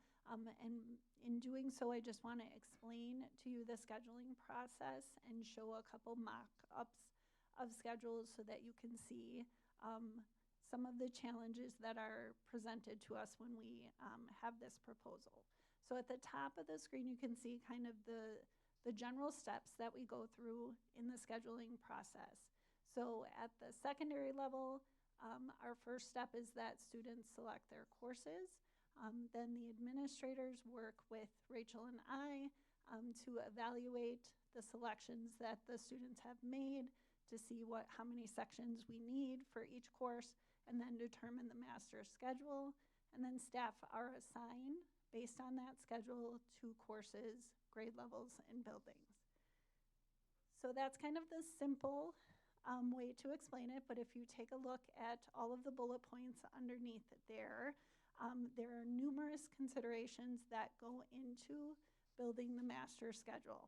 First and foremost, we are always looking at the priority of maximizing instructional time. That's our first priority. Then we're looking at common planning time for teachers. That's very critical, especially with the professional learning community work that we have been engaging in. We have interventions and enrichments that we have to think about. Some of our students need to access those options, so we have to schedule those. At the secondary level, we have some classes that are what we call singletons. So we just have one class, one section that runs per year. So that's only offered at one time, which can create some scheduling conflicts with other classes. We have building and space constraints. Some of our courses, especially some of our lab courses, can only have a certain amount of students. We have co-taught classrooms and have to work out schedules between regular ed, special ed. We want to make sure we're balancing our classes, minimizing student conflicts. We have to think about what teachers are certified to teach certain classes, and then we have certain requirements by this state that we have to consider. So all of those things go into building that schedule, and the more constraints that you put on the schedule, the more difficult it is to create a schedule that meets those considerations. So that's just something to keep in mind as we talk about this proposal. So if you go to the next slide. So we have just a mock-up of a schedule. This is just an example of what a schedule could look like for this proposal. It's not a final schedule, but it just kind of shows you what this would look like. So for the elementary level, for orchestra, that's what this schedule is displaying. We would have 2 teachers that would co-teach together. So you can see that they would start their day with orchestra club, that before school offering at one of the elementary schools. They would then travel to Parkview. They would teach a couple of 6th grade sections. Then they would need to travel again to one of our elementary schools to teach the whole group ensemble. They would then have their lunch, some prep time, travel back to Parkview, and then they would have another section of orchestra at Parkview. If you you go to the next slide, Laura? Then at the secondary level, we currently have one part-time teacher who is currently servicing the middle school only, and then one full-time high school teacher. So in this proposal, they would work together to co-teach in that 2-to-1 co-teaching model, teaching the 8th through 12th grade orchestra classes. So you can see in their schedule, again, just an example, not a final schedule. They would start their day at the middle school with 8th grade. They would then travel to the high school, teach some of the high school sections. There would be multiple sections that they would teach across the different days. Our part-time person then would leave on most days around 1:45, and then our high school teacher would be teaching AP music theory. So in this schedule with the traveling, and also in the schedule that we showed with elementary, the traveling just locks in where we can put certain courses and just creates additional challenges for creating the schedule. Okay, next slide. So some of the barriers to this proposal, this may result in an overload for the high school staff. So in the mock schedule that we made, our high school orchestra teacher would be down 3 prep periods per week. So we would be paying an overload for that staff member. As I had pointed out, there's quite a bit of travel that is involved in this model. All of the teachers are traveling to various buildings, especially those elementary teachers are spending a lot of their time traveling. Students would have to be self-transported to the elementary school and arrive before the school day in order to have that second touch point with their orchestra teachers. As we discussed, we would not be able to provide instruction at Eagleville for orchestra. The orchestra teachers would have what we call 5 preps. So they would have 5 different courses that they have to plan for each week.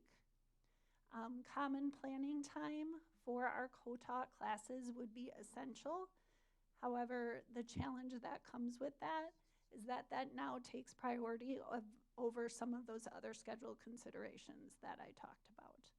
And then, of course, course conflicts. When we're limited and when we can offer a course, we're likely to see more conflicts and are not able to get students into all the classes that they want. Next slide. So some of the possible solutions to some of these barriers is that if we had an overload for our high school teacher, we would need to provide overload pay to the teacher. Our traveling teachers, we would need to be thoughtful in building those schedules, looking at proximity of buildings to one another.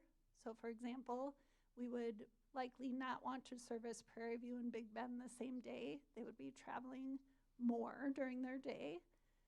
For Eagleville students, as Joe had mentioned, they could attend their homeschool for that morning orchestra section if they wanted to do that.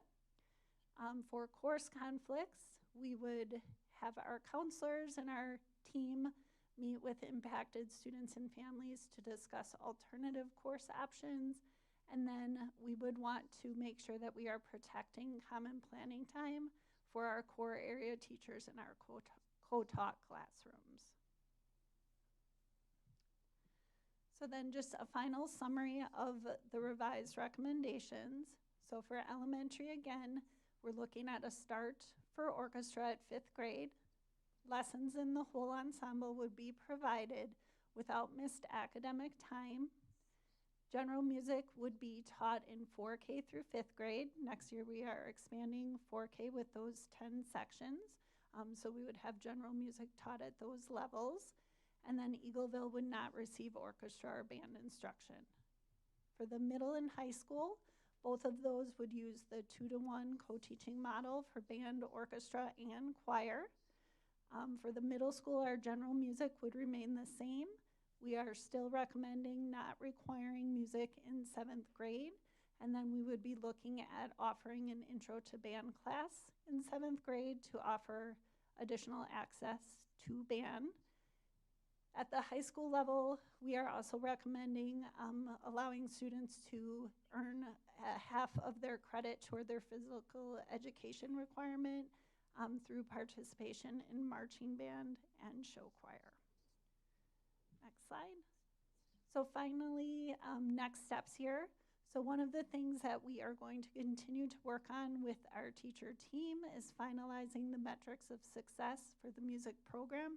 This is going to be really important for us to have those metrics as we make any adjustments to our program, so we can make sure we're still having a positive impact on student outcomes. We have some curriculum work to do with adding our 4K. We have scope and sequence work to do there, and then we have some alignment work to do K-5 through 12th grade as we transition our middle schoolers, our 6th graders, and transition some of those courses. We would need to develop family communications around these changes, and then update our course guides to reflect the program changes. What questions do you have? Anybody have any questions? Crosby? So option 2 seems like a little bit of a scheduling nightmare. A little bit. Yes. Yes. What kind of an additional workload does this put on our teachers? Like this just, I'm looking at this and this, I appreciate the work that the committee has done, but this seems awful. Like I wouldn't want to teach this. Yeah. As I said before, the traveling definitely does add an element for the teachers. They spend a lot of their day doing that. So the traveling is definitely a bit of a challenge with how much is in there, as well as the number of preps that they have, the number of different courses that they need to prep for. So it's definitely a challenge. And then to follow up on that, so they're going to do one before school lesson and then one lunch recess lesson. If they participate, are they going to be required to participate in both, or are we going to see a lot of kids just showing up to the one lunch recess lesson and not showing up to the before school lesson? I think that's something we would need to discuss as a team if this was the proposal that went through.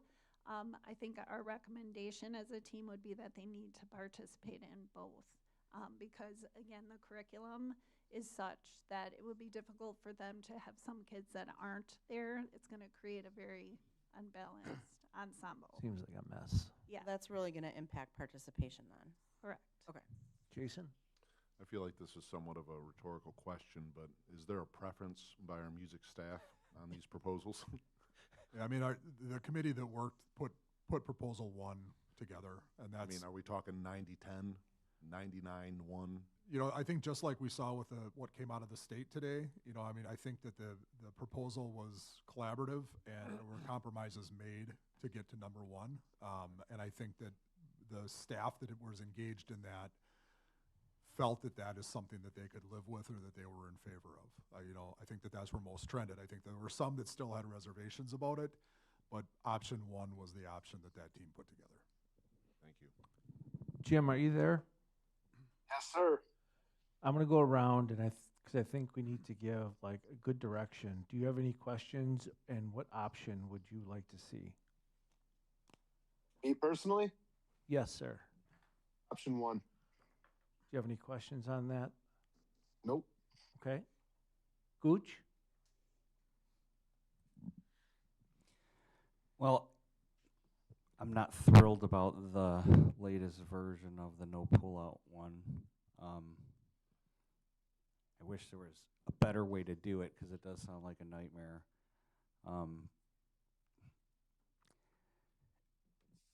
A couple weeks ago, I was for option 2, but then I was thinking, what if option 1 could have something like, instead of 2 times per week pullout lessons, go to the 3 times per quarter? Would that not be enough? Is that a compromise that, you know, less interruptions in the classroom? I don't know. I don't know how that would come out. I think, Mike, the general feeling around like the frequency given the younger kids was that twice per week at that skill development level was very important for them. They're just learning the instruments, just learning how to hold them, all of the things. So they definitely, the team would say that they need those 2 touch points at the elementary level. Yeah, that's what I suspected, but I don't know, I have to think on it some more. Okay, I'll come back to you. Verts, I'm option one. Thank you. any adjustments or as is? As is. Carolyn? I don't, I don't really have any questions. It's, yeah, I don't like the back and forth that the teachers would have to have, but I don't want to share how I feel right now. I don't know. I need to think about it. Okay. Crosby?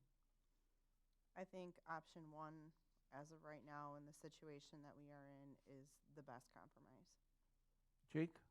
I agree with Crosby. And of the two options, I prefer one. Schwartz? Undecided on the option. I'll tell you and share you a little story that I went to Prairie View Palooza this past week, and it was fantastic. The fourth grade orchestra did a fantastic job. I mean, I couldn't really tell between the fourth grade orchestra and the fifth and sixth together. So that said, I mean, obviously it's important for these kids to get out there and get their touches on the music. I think the option one is going to be inevitable in the end. However, I would like to see that we push summer school, and I know I've said this before, but if we can get the incoming fifth graders in the summer school and get them those touches on the instruments then, meaning kind of cater to them for the fifth grade incoming, and then the sixth grade would be the sixth grade incoming. Then for band, I think that would be instrumental, and I think that would make the whole thing a lot more attractive for a lot more people out there. Just my thoughts. Jason? Option one, no questions. I've had a number of conversations with different people about it, and as has already been expressed, you know, it's the result of a lot of compromise, but everything that I've heard, one was the way they wanted to see it go. I think option one, too, and I think I would just, because I really think it's important for the kids to start young, is adding on, like, looking at a club model to get kids in earlier. The one thing I will add about the club option is that after having some conversations with some people, it was just the concern about going backwards because you don't know who's teaching these things. Yeah, but I'm talking about with the district doing it. Right. Not going outside the district. Okay. You know, I've heard interest too, just to share, you know, about getting to a place where there would be a elementary community orchestra, elementary community band type experience for kids. We utilize Grace Notes Orchestra, for instance, comes in and uses our high school space to practice. They put on a great Christmas program. They do a great spring program, and you know, to have something similar where kids who are very invested in music could come in the evenings. I was just I think it was last Friday out on the middle school property. They are putting in the performance stage at the middle school right now. Very large space for kids to practice. They've got the steel for the roof staged over where the music classrooms are. Those music classrooms are going to be similar in size to what we have at Mukwonago High School. So we will have spaces that people could use if there's interest in putting this together at the elementary level where kids could get more practice. So I was talking to some other staff members that we're talking about compromising and about scheduling the pullouts, like to minimize like the distraction in the classrooms. They're like, well, if it's well planned, where they're not getting up in class and they're just going right to music, and then they're just entering the class, that stops one of the distractions. And I think in this model, given kind of when things are going to start, you'll see fewer distractions, particularly with that band adjustment. How choir is being taught at the middle school and the high school in that 2-to-1, I think you'll see fewer disruptions in that regard. With elementary kids leaving for pullout in orchestra, there'll still be a little bit of it, but I think it could be timed better. And I think Angela and Rachel and the team have had some really good discussions on those disruptions and how to minimize those. Anybody? Yeah, I'd just like to add, I agree with Eric's proposal to potentially, you know, hit it harder in the summer school. And I'm also really happy that we're allowing the entry level at later grades. I have personal experience with that, never played a musical instrument until freshman year in high school. Ended up being first chair, band president, loved it, but I would have never had that opportunity if I had to start in 6th or 7th grade. So, thanks. So is that good enough guidance from the board? So Sounds based- like it's option one. Yep, based option one, we will develop that and have that in a final proposal for next week. And then if the board, takes action on that in whatever form, then we can either move forward with option one, or if there are some amendments made to it, we can work through those amendments. Okay. You good with that, Jim? Yes, sir. All right, thank you. Okay. Next item for student learning is an extended trip proposal for students from our Health Occupation Students of America, also known as HOSA Club. The proposal is for them to attend the HOSA International Leadership Conference in Indianapolis. We had students in this club who competed at the state level, and a number of those students qualified to compete in this international conference. So Christy Peterson, who is one of our MHS teachers and also one of the HOSA Club advisors, is organizing and chaperoning the trip. The trip is set for June 17th through the 21st, again in Indianapolis. All of the details have been provided for you there, and then we will be looking for approval of this trip next week. Are there any questions that I can answer regarding that? Good, thank you. Okay. All right, the next item is just an update regarding our curriculum council work. We had our final curriculum council meeting for this school year on May 4th. We had a number of different topics that we discussed at the meeting. Most of them were updates on work that is happening in the district. So we reviewed the work that's been happening around elementary literacy with our 3rd through 5th grade literacy adoption, and then our K-2 pilot, which will be coming up next year. We talked about elementary progress reporting. I'm going to share an update with the board on that tonight and some recommendations. We also gave an update on some work we are doing around our gifted and talented programming. We shared where we are with our 4K expansion work, and then also did an update regarding the middle school transition work. So the council provided some great feedback on all of those things and some suggestions for us to consider as we continue that work. The minutes of that meeting have been posted, and we have our dates for next year. Any questions on that? None, thank you. Okay. Yep, Tom, that's the presentation. All right, so I am going to give you an update on some work we've been doing around elementary progress reporting and some recommendations that we are making for adjustments to our elementary progress reporting. So at the August Committee of the Whole meeting, I shared an update on this work. We have been reviewing our reporting practices to make sure that we have clear communication for our parents on their students' progress and to make sure that we're accurately reflecting progress. So I'm going to review the additional work that we've done and our recommendations for some adjustments that we will be looking for board approval on at some point. So for just going over timeline of the work, this really has been work that has been occurring over the last couple of years.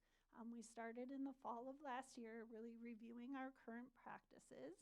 And then as we moved into winter of last school year, we collected feedback from our CAT chairs, which are elementary teacher leaders, as well as our parent advisory, collecting information from them around what they saw as strengths and challenges in our elementary progress reporting. Then in the spring and summer of last year, our CAT chair leaders made some initial recommendations for adjustments that we put into place. And namely, that included creating and utilizing a standardized conference guide, and then making sure that we were providing detailed and specific comments on our report cards. Then in the winter and spring of this school year, we collected additional feedback from our parent advisory and then also from our curriculum council, and then we are bringing our recommendation to the school board tonight. Next slide. So I'm just going to quickly give you a review of what it currently looks like for our current progress reporting at the elementary level. Specifically, we are really looking at 1st through 6th grade, how that looks now. For the 27-28 school year, obviously it will be 1st through 5th grade. Kindergarten and 4K look slightly different, and we are not recommending any changes to that at this time. So currently for 1st through 6th grade, we have a number of different ways that we communicate progress with our parents. So we have conferences that are held twice a year in October and February. We have progress reports that occur 3 times per year, which is a shorter report of their progress. And then we have more detailed report cards that occur 3 times per year. In addition to that, we also have district screening data reports. So we have district screening assessments that occur 3 times per year, and those reports are sent out to parents. And then in addition to that, we have Act 20 screening reporting. Again, that's that early literacy legislation that went into place last year, and that occurs 3 times per year for kindergarten through 3rd grade. And then students who receive interventions, parents receive additional reporting regarding their progress. Next slide. So as we looked at our elementary progress reporting, this was some of the feedback from our teachers and our teacher leaders. In regards to the progress report, the information that is provided on the progress report is minimal. However, the progress report is very time-consuming for them to fill out. The timing of the progress reports is also challenging. So for example, the October progress report comes up at the same time that they are preparing for their parent-teacher conferences, and then the early February progress reports come up with report cards following quickly behind in March. And then parents of students who qualify for personalized reading plans per Act 20 end up with more communication points, many times with that coinciding with the progress report time. So there's some duplicate reporting that occurs there. Next slide. The feedback that we collected over the last couple of years from our parent advisory and then recently from our curriculum council were that they very much value the information that they get at the fall conferences. They enjoy talking face-to-face with their child's teacher and really learning about where their child is. They also shared that the information provided in the report card companions that we have developed is helpful in understanding the grade level expectations and knowing where their child is performing. The parents in both parent advisory groups as well as the council shared that the information in the progress reports is not as detailed and does not provide as good of a picture of a student's progress. The overall feeling of the parents was that the frequency of the reporting is not as important as the quality of the feedback they received, and they really emphasized that personalized and detailed feedback on the report cards is something that they desire more than having multiple reports. Next slide.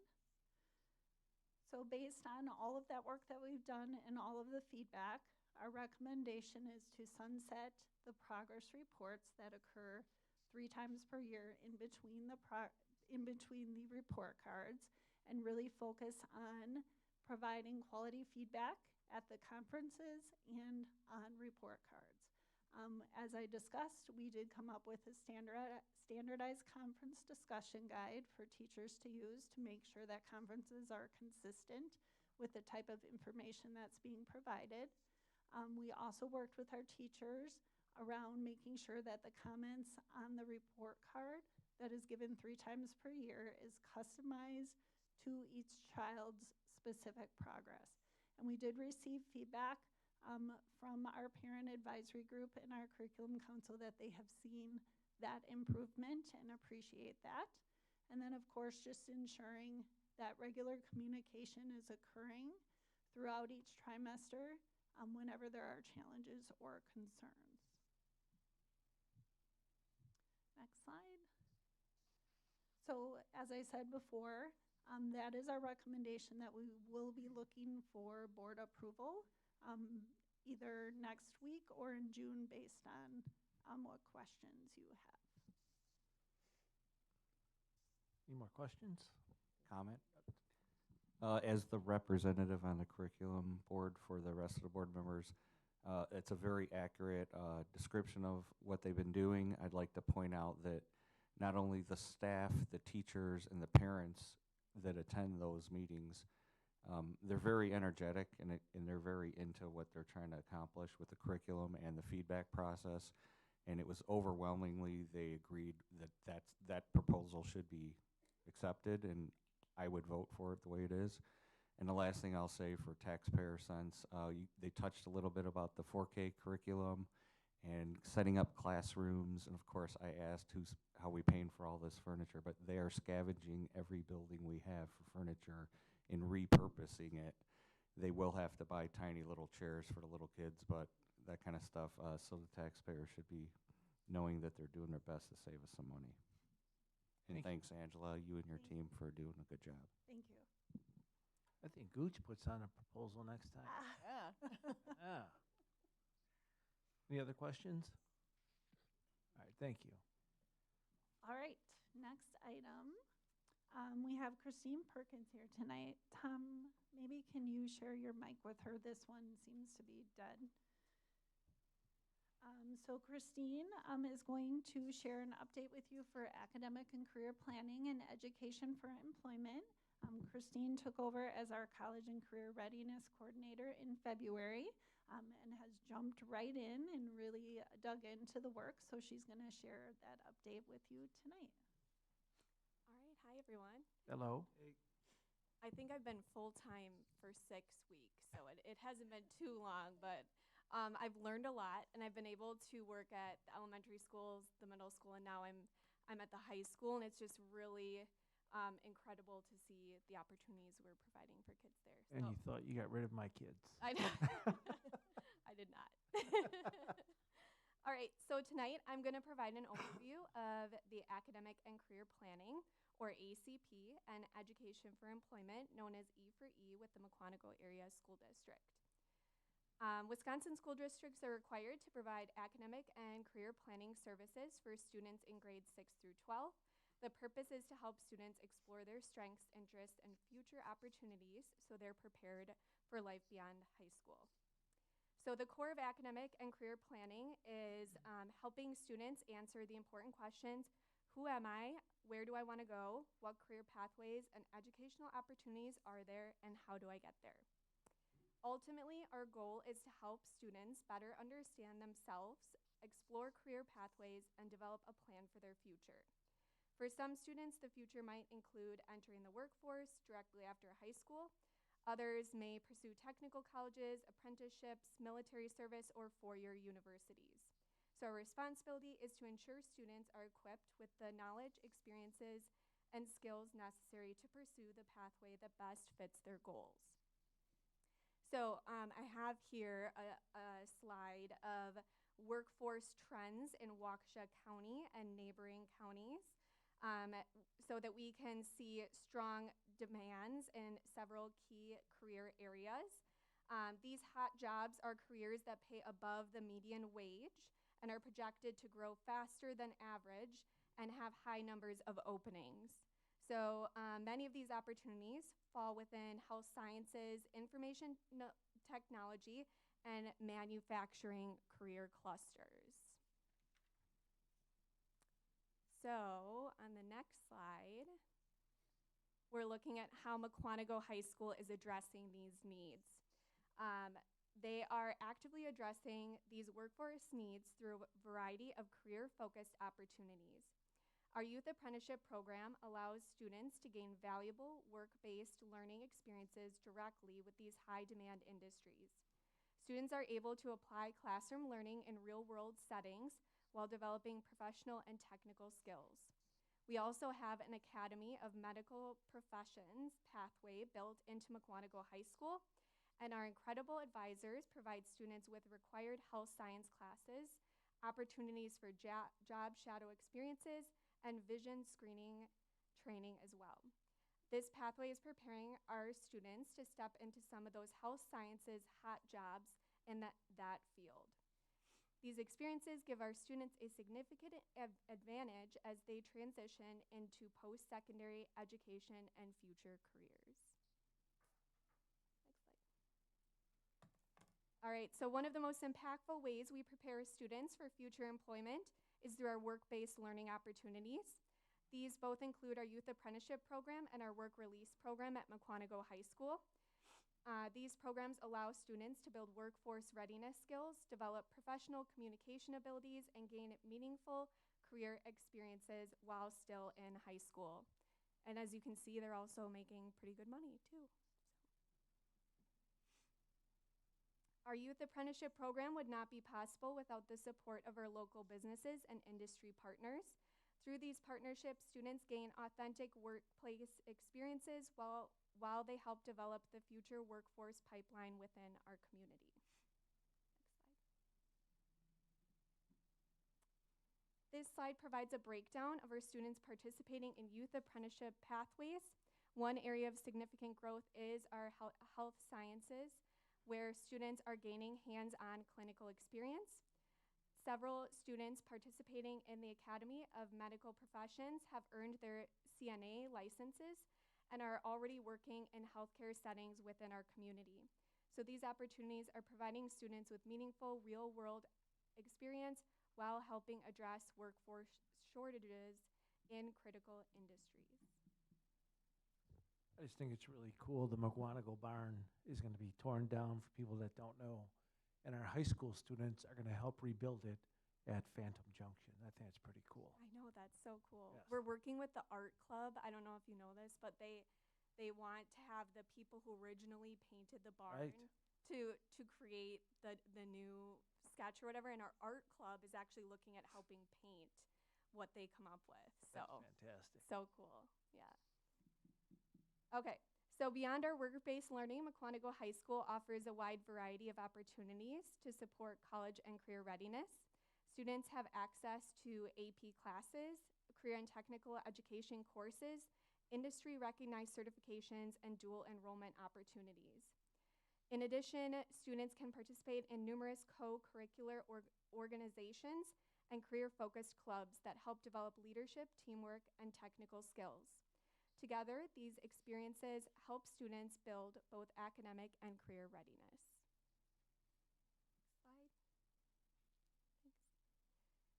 One example of an industry-recognized certification opportunity is our summer CNA program through Gateway Technical College.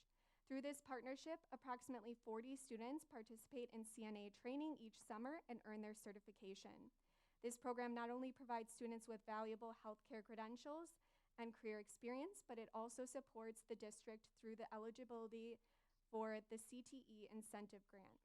Many students who complete this program continue on to youth apprenticeships and graduate from Mukwonago High School with both certifications and meaningful professional experiences. These photos highlight some of our outstanding career and technical education co-curricular opportunities available to our students. Programs such as Skills USA, FCCLA, DECA, HOSA, robotics, and the industry competitions allow students to extend their learning beyond the classroom while developing leadership, collaboration, and technical skills. Another important component of ACP at Mukwonago High School is the Muck Ready Capstone Project. Throughout high school, students build a portfolio that documents their academic, career, and personal growth experiences. The capstone project includes curricular and co-curricular artifacts, post-secondary experiences, career exploration activities, future goals, and reflections on transformative experiences during high school. This project encourages students to intentionally reflect on their growth and future plans. And this year, actually, AJ Paul, one of the counselors at the high school, set up a pilot of students presenting their ACP capstone projects live. So some of the administrators in the room got a chance to kind of sit in on those. And it was really amazing to see the high schoolers that took full advantage of the opportunities at our Mukwonago High School and just share about their experience really candidly. So What doesn't she do? I know she does everything. Amazing. She really is. She started her own club. I mean, her presentation was amazing. So very cool. Next slide. All right. Another important ACP initiative at the high school is Muck Ready Day. This is intentionally designed to provide developmentally appropriate experiences for students at each grade level. Freshmen and sophomores participate in career exploration presentations from professionals among a variety of industries. Juniors attend sessions aligned to their interests, including presentations from post-secondary institutions, apprenticeships, and military representatives. And seniors participate in Educators Credit Union's Project Reality Check, which helps students better understand financial planning and independent living responsibilities. At Parkview Middle School, academic and career planning is supported through the use of the Zello platform and structured career development lessons.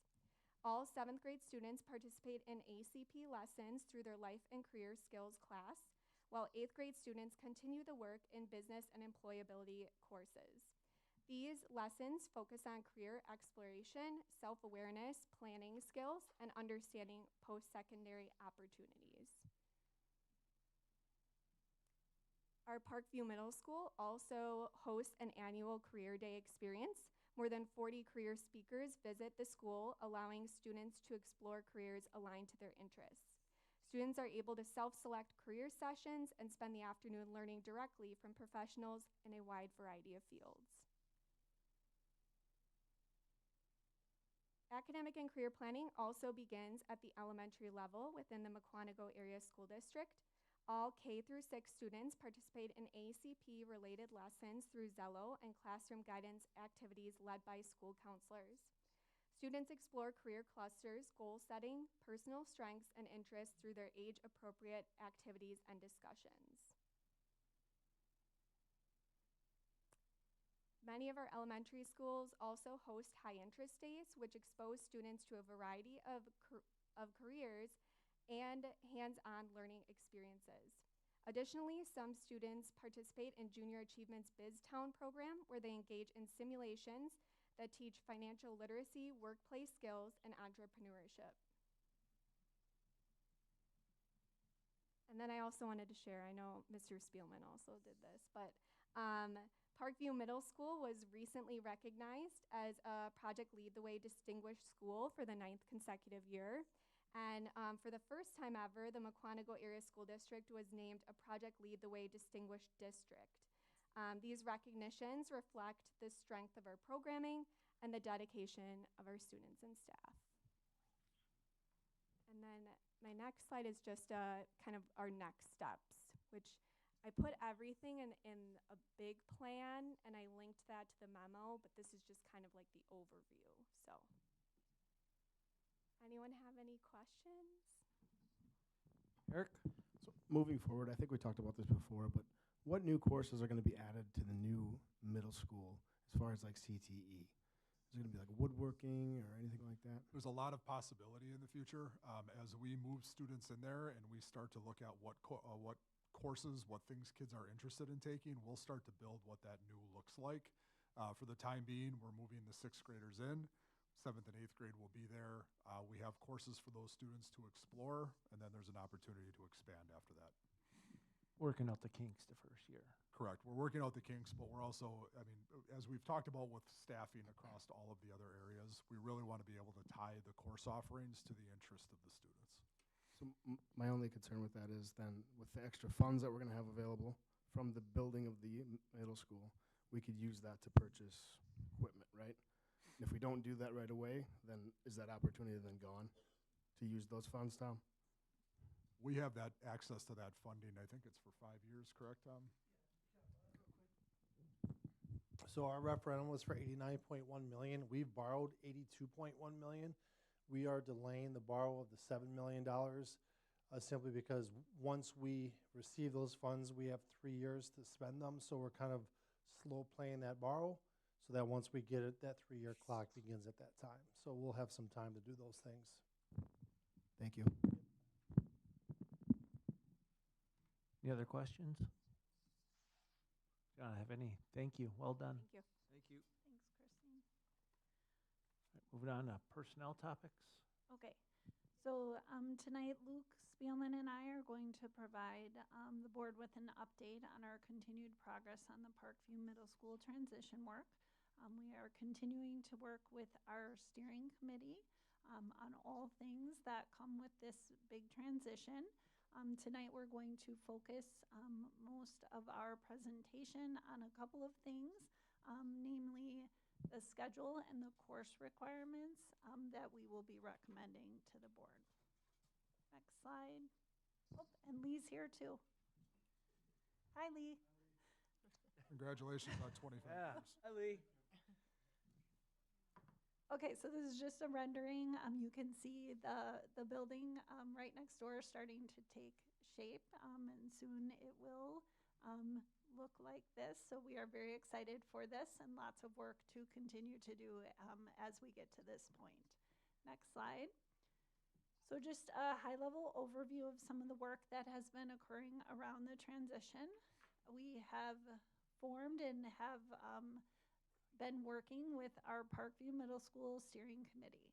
All year, we have met monthly with this team. The makeup of this team is that we have 12 Parkview Middle School teachers. These are teacher leaders within the building.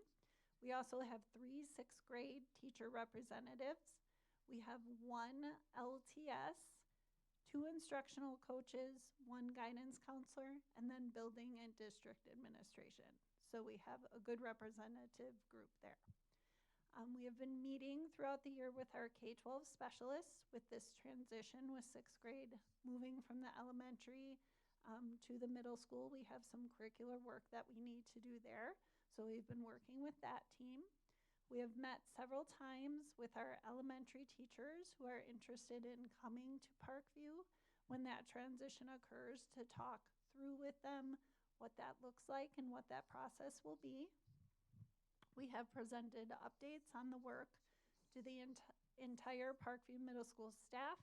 We've also presented these updates over time to our administrative council and then also to our teacher advisory committee as well as the superintendent's parent advisory. And then finally, throughout all of the work that we've done, we have been conducting research to support our recommendations that has included research around best practices in middle school education, as well as really studying the practices of other high-performing middle schools. Next slide. So when we started our work with our steering committee, and we've shared this with the board and the community before, one of the first things that we did was to develop our instructional guarantees. So again, these are experiences and outcomes that every student at the middle school will have access to. And what is very important to remember about our instructional guarantees is that we use these to prioritize our decisions and ensure that we are focusing on the most important priorities for student success. So you're going to hear tonight, as we go through some of our recommendations that we have, how these instructional guarantees have played into this. So real quickly, our instructional guarantees are, the first one is coordinated supports for student success. We are in that guarantee looking at providing a cohesive and responsive system to meet both the academic and behavioral needs of our students. The second guarantee is rigorous and engaging instruction. We want to make sure that we are challenging and engaging our students through tapping into their interests and also cultivating critical thinking, communication, and collaboration. In regards to our elective offerings, we want to make sure that we have provided access to a variety of elective offerings and then structured those offerings to allow for student choice while also prioritizing our core instruction. And then our final instructional guarantee is a positive and supportive school culture. With this, we want to make sure we're fostering positive, respectful relationships between students, staff, and families, and doing that through using a consistent behavioral framework and then providing opportunities for students to have voice and leadership opportunities. Next slide. So our team this year has spent, as Angela said, most of the year looking at other schedules and comparison districts. And where we are currently landing with this proposed schedule that we're sharing with you tonight, I think is actually similar to what we shared with you last time we presented. But a schedule that contains 90 minutes of math, 90 minutes of English, 90 minutes of science and social studies every other day, homeroom for about 25 minutes, and then elective and exploratory classes for 45 minutes every other day for a semester. So that includes your elective classes as well as your Phi Ed, music, world language, etc. When you look at Phi Ed and music, those classes would be for a full year. We're not just going to have music class for a semester and then take a semester off when you sign up for those classes. Those would be full year classes. Tom, if you could switch, please. That schedule is very similar to what we're currently doing, actually almost identical to what our current sixth graders are currently doing. Our current sixth graders do spend 90 minutes in math, 90 minutes in English, and then have science and social studies roughly every other day for 90 minutes. So we're looking to carry that forward and bring that to the middle school. As we talked about at the beginning of the referendum process, one of our goals was to increase academic and extracurricular as well as instructional opportunities for students at the middle school level. So we're excited about the opportunities that we're going to have for sixth grade students. So as bullet point number 3 there said, sixth grade students will have increased access to music, STEM, world language, and family and consumer science opportunities. The third bullet point there is we currently at the middle school have 3 elective exploratory opportunities. We're going down to 2. I'm going to talk more about that in a couple slides, but that shrinking is resulting in the increased math and English time, which we're trying to prioritize there.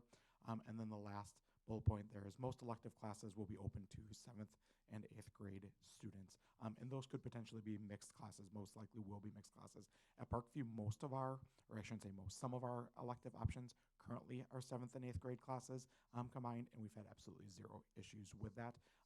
It should be pointed out, and it's not currently a check mark up there, but 6th grade classes would remain 6th grade classes only. And then when students get to 7th and 8th grade, those classes would be open to 7th and 8th. The reason or rationale behind that is we want to provide as much scheduling flexibility for students as they can. So if you don't go to class in 7th grade that you really want, we want to give students an opportunity to take it in 8th grade. Tom, if you could switch it, please. When we look at homeroom options, homeroom comparisons, as I said, and I think Angela shared as well, we looked at a lot of neighboring districts. 29 of our 31 neighboring middle schools include a dedicated homeroom or advisory or intervention period within the schedule. One of the things that is a, I guess, emerging trend that we've seen when we looked at schools is some schools are even doing 2 periods pulled out of the day for homeroom advisory and then a separate period for enrichment and intervention. At this time, we are not proposing 2 periods. We are standing here today, I guess, proposing 1 period of a daily 25-minute homeroom period as part of the master schedule. Hey, Luke, excuse me. Is this that 25-minute period similar to flex at the high school? We'll share. Can I go on to the slides and we'll talk about that, and certainly we'll answer that question at the end if you still have questions. So when our team sat down and talked about homeroom and what is the purpose of homeroom, when I say our team, I'm talking about the roughly 20-person steering committee. We kind of came to 4 buckets here that kind of tie back to Angela's instructional guarantees that she discussed at the beginning. The middle school that we're creating, I think it's important to point out, and Joe has reminded of this a couple times, is this is going to be a new school, a new building, but also a new school culture. We'll have roughly 100 or 1,100 students when we open, going between 8 classes and 3 floors in a rather large building. But homeroom allows us, and more importantly, I guess, allows students to have a daily checkpoint, a daily home base that they can go to, and a teacher that they would see every single day. Academic support up there in the top right. I guess I want to reflect what I said earlier in the student presentation. Is one of the things that we're proud of is about 1/3 of our students are involved in extracurricular opportunities. Another high percentage of our students ride the buses to and from school. Those things are wonderful, but they also at times can limit a student's ability to get extra help. So that academic support during the day is really important for a lot of our students. Community and belonging, you heard a little bit about that from our students when they presented earlier this evening. And the last piece is skill building and future planning. Some of that Mrs. Perkins just got done speaking about is at the middle school level. We have some state requirements for academic and career planning, our Muck Ready lessons, where we help prepare kids for high school and beyond. So, Tom, if you could switch one more. So looking forward to middle school's built, all the extra space for all the help the kids are going to need, all the space out in the middle. Yeah, so what Dale is referring to is each of the academic wings will have 6 academic pods, and classrooms are around a common space that will provide a lot of flexibility that we don't currently have. If you walk through the middle school now, and this is probably true for the high school a little bit, you'll see kids sitting in the hallways working on homework or sitting with their computer with a peer. We look forward to them having a seat and being able to supervise them easier as well. So homeroom, going, I guess, to Mr. Vertz's question, homeroom takes place 25 minutes daily. Currently at Parkview as well. The school operates a blue-gold alternating schedule, which we'd like to continue, meaning students follow a different class schedule every day. While homeroom occurs each day, its purpose and activities vary based on the schedule. So currently, Blue Days focus on school-wide lessons, activities designed to build communities, set common expectations, and address shared topics. And the Gold Days are dedicated to instructional time to provide opportunities for academic support, extension, and targeted learning. Next one, Tom, please. So this is just more details again for you about Blue Days and Gold Days. So Blue Days, these are some of the things that we do on Blue Days. So for example, it says we do Mustang Way lessons. Some examples of Mustang Way lessons at the middle school level are things like reminding students of bus behavior, or we did one last week or the week before about keeping your hands to yourself, which is a timely reminder at this time of year. Our counseling lessons include things like organization, things like at the middle school levels, grades look a little bit different than the elementary school, so students become very familiar, as you do as parents, with Infinite Campus. So teaching kids how to check Infinite Campus and see their missing assignments and their grades. Academic and career planning, Mrs. Perkins already spoke about, and student government activities and elections are things that the board has previously talked about, as well as our students earlier this evening. Mr. Kurthauser, please. Thank you. And the purpose of Gold Days is to receive extra support from a teacher, make up a quiz test, work on homework, check Infinite Campus, Google Classroom, Gmail. To answer your question a little bit more detail here, Craig, Flex looks a little bit differently, I think, than my understanding of what it looked at the high school. At the middle school level, what it looks like is if kids need support, they have to go to the teacher, and the teacher schedules them in. Kids do not have the choice to choose where they go. They have to go to a teacher. The teacher says, yes, I want to meet with you. We need to make up a test, for example, and then the teacher schedules the kid in. Next slide, Mr. Karthauser. Okay. So course requirements, we had, last time we updated the board, we did share our course requirement recommendations with the board. We have made just a couple of adjustments to our recommendations based on the work that we've been doing with our steering committee. So again, as we looked at these course requirements for these elective areas, we really focused in on that instructional guarantee number 3, which was robust elective opportunities, remembering that we were prioritizing student access and choice. So the requirements that you see on the screen that are marked with an asterisk are state requirements. Anything that does not have that asterisk is a requirement of MASD, what we are requiring at the middle school. So I'll kind of talk through those quickly. Looking at the right column, this is what we are proposing for course requirements. So for music and art, both of those are required by the state in 6th grade. We are proposing that for 7th and 8th grade, both music and art would be elective, would be an option for students to choose if they would like to. For physical education, that is required by the state. Kindergarten through 12th grade, so that would be required of all of our grades, 6th, 7th, and 8th. The only adjustment here is that we are adding a health component into physical education. So this is not new curriculum. This is our current health standards. Currently, they are taught in different places, and our recommendation would be to bring them together in one component in physical education. Then when we move down To STEM, we are recommending a required PLTW STEM course for each of our grade levels, 6th, 7th, and 8th. And the reason for this recommendation is that these courses provide prerequisite skills for some of the courses that are taught at the high school and really expose the students to those major career pathways, as Ms. Perkins was speaking about earlier. Additionally, these courses are essential to meeting the math, technology, and engineering standards that are required on our state exam.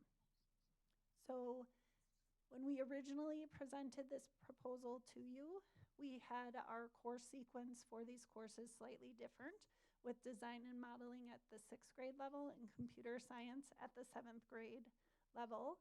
We have switched to that recommendation so that doing so will allow us to have our students be able to access a couple of our other elective courses that need some of these prerequisite skills, namely our app creators course that will then be able to be open to both 7th and 8th graders.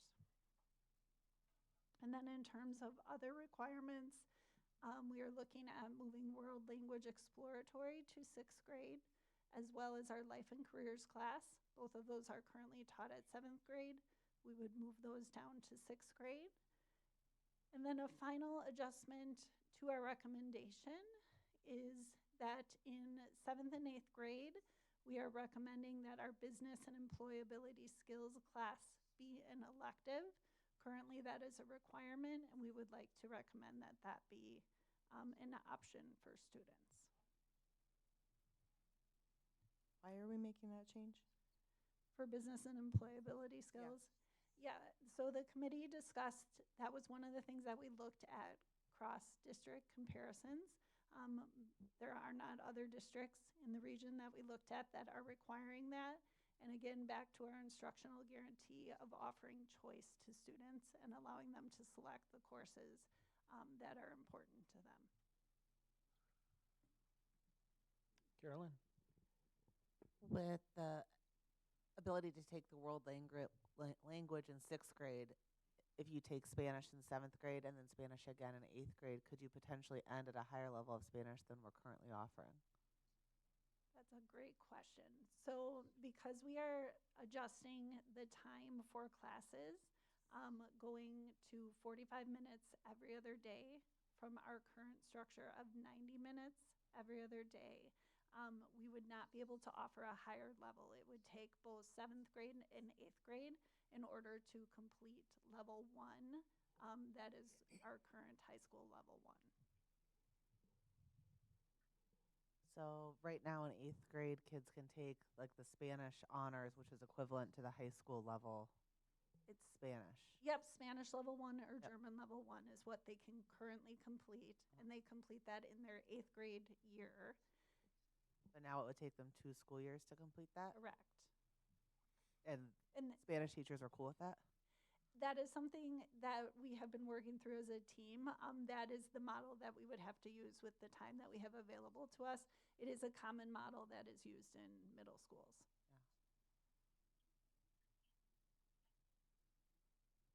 Any other questions? Okay, next slide. Greg, I think business and employable skills are pretty important. Just my thoughts, that's all. With that said, what's taught in that class? We had a lot of conversation about that class as well as the ones above it, educational technologies, app creators. Those classes are all classes that are currently required at Parkview Middle School. One of our goals when creating a schedule here was to provide students with as much flexibility as flexibility as possible so that they can choose the path that they want. To answer your question about business and employability skills, they do things like interview skills, application materials. Lee and I both actually had students in our office today doing mock interviews where they come and meet with a principal or Mrs. Perkins had interviews as well today. So it's just as business and employability skills. If they don't take it in 7th and 8th, is it available in 9th? Yes. There are business courses At the high school, yes. Thank you. One of the things that this schedule allows us to do that I don't think is on Angela's next slide is by opening up flexibility for students, we also open up the flexibility for students to possibly take multiple music classes. Currently at Parkview, our schedule is tight, and you can choose one music class. In this schedule in 7th and 8th grade, you would be able to choose 2 music classes. Again, that flexibility comes from making some of those other classes elective options. Not getting rid of them, but making them elective option for kids. Okay, yep, next slide. So just a summary of the key points there. For 6th grade, students will enroll in core and exploratory classes. They will not have elective choices other than choosing their music selection. So they would choose between general music, choir, band, or orchestra. And that is typical with what they currently have. They don't have choices in the things that they take for their studies, and that is typical at other middle schools as well. For 7th and 8th grade, students would have 5 semesters of elective choices that they could make each year. As Luke had spoke about earlier, most of our elective classes will be open to 7th and 8th grade students, again, providing more flexibility and choice for them. And then with the additional grade coming to the middle school, we are planning for 3 lunch periods. Next slide. And so then our next steps in our work with this transition, we are working on realigning some of those elective courses that we spoke about to make sure that those are aligned to be offered for both 7th and 8th graders. Our steering committee is going to work on the sequence of homeroom lessons, exactly what those lessons will look like for those various topics that Luke had discussed. We will be analyzing our intervention structures and supports, working very closely with Christine and her team to make sure that we're meeting the needs for our students with disabilities in the schedule. We have a lot of curriculum development to do as we switch courses to different grade levels and make some adjustments there. And then we will be coming back to the board at the board meeting next week requesting approval of the proposed schedule and the course requirements. Carolyn? Is there currently an option for study hall in the 6th, 7th, or 8th grade option here? So currently you're asking current Parkview or future? Well, how about current and proposed? Yeah, good question. So 6th grade, it's my understanding, does not have study hall. Currently, we have study hall options in 7th and 8th, and we're looking at keeping that the exact same. So 6th grade schedule is full with classes. Students in 7th and 8th grade would have a study hall option. And is when you have a study hall as your option, is that every single day, or is it every it's gold days you would have it? And yeah. So I'm here because I do all the master scheduling. So it would be opposite. So you might have Phi-Ed opposite study hall, or you might have app creator and then study hall like one day. So it'd be 45 minutes every other day would be for a semester. We haven't gone past that point.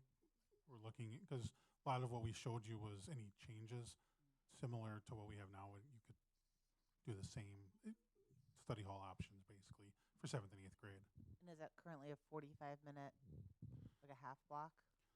So for a lot of our 8th graders, yes. Unfortunately, just the way our current schedule is, some of our kids have 90 minutes. So that's one of the things we want to kind of reduce down is we feel 45 minutes will be adequate, at least every other day. We always have options to explore if kids need additional support to give them more, but 45 minutes every other day. Yeah, I agree with that. I'm leading because I'm going into the flex, because flex is a hill I will die on, like I did for the high school, because I think it's a waste of time. And I not for everybody. I think there are kids that will miss school for a family vacation and adequately use their flex time to make up their work. But then 98% of the remaining time, they use that flex time to flex into their friends' classes, because that's what my kid does, and that's what my kid's friends do, and that's what they all do. And the teachers allow it to happen. And then she comes home and has all of her homework to do at home because she didn't use her time adequately because she was allowed to waste 25 minutes. Now, and my kid's like, oh, I could also take a study hall, so then I would have 70 minutes or even more. I'm like, wow, that's great. I don't want that to happen. Can we allow parents to opt their kids to not have screw-off time so they have to use their time appropriately, please? So I guess let me answer that in two ways. So first of all, I'll reiterate what I said to Craig, that students do not choose where they go. They have to go to a teacher, and a teacher has to give permission. I guess my second answer to that question, Carolyn, would be if a parent would want a kid to stay in their assigned homeroom teacher during those days, I think we'd respect that wish of a parent. I guess we'd also want to work with that family that if a kid does need that support, that they'd have the flexibility to leave, though. But certainly if a parent doesn't want them to leave, they get the support, then we would respect that wish. What is our high school doing right now with their flex? Because as far as I'm concerned, I thought Stephanie eliminated it. Now we're just down to that, whatever the SEL classes are. The high school is on an as-needed basis right now, so they might schedule a, I think it was last Wednesday, they did Advisory. They'll schedule the advisory as needed. So the advisory was the scholar athlete program, so 400 kids in the gym, but their regular schedule is the schedule that is most days. If they need an advisory, they schedule an advisory day in. So it's not happening as frequently as it did in the past, where it was something was every day, and then some days of the week had more. I go into high school pretty often. Doesn't look the same. No, there's The a flex silence. time before they made the changes, kids were everywhere. Everybody's in class. Everybody's working. Yeah, I mean, there's a silent study hall in the library that kids can access. There's a low noise study hall in the commons, but there is not a flex 40-minute flex period that had existed at the high school that is gone. I'd love to see an option for middle school where that is eliminated and increased in, you pick it, Spanish, business and employability skills, math, I don't care. But it is a absolute free-for-all, and I do know that the kids have to get permission to leave their classroom or they'll sneak out, but this is the staff that's giving them permission to do this. I apologize if that's your daughter's experience. I want you to know that that isn't the experience I think most of our students at Parkview. We met with our student government students, roughly 20 students, 4 that were here earlier tonight, and asked them about flex. And I want you to know that 100% of them said that it was necessary to keep because they need it for academic I think it might be important for maybe the 6th graders because they're not offered a study hall, but when you're offering kids the ability to take a study hall, I think it's awesome for kids that really, really need it and need extra help because it's free help built into their day. They may not have that ability to get to school early or stay late. But it's a free-for-all. It was at the high school. We eliminated it. Scores are going up, and it's been great. We're here to teach these kids time management and academics, and it's just a waste of time, in my opinion. And I have to share that because I will repeat it over and over every single time. This is not judgment on you guys are fabulous, just so you know. This is not judgment on you or your staff. But I'd love to see that cut out. And to clarify, I guess another piece about study hall is their teacher is not available during study hall, so their ability to get help from their teacher likely does not happen during study hall because their teacher is teaching a class. Somebody's running the room could probably answer a question if a kid had a question on their math homework or whatever they're doing. I would hope. And if not, or they don't take a study hall. If study hall were not an option and the homeroom was the lessons that Luke talked about plus the homework time for students, would that be more palatable where it's built in as a 25-minute period instead of a 25-minute plus a 45-minute or whatever it might be? Just asking for questions that they could go back to the team and I would love go back to to the see- team and talk about. I would love just to see an alternate proposal where we eliminate flex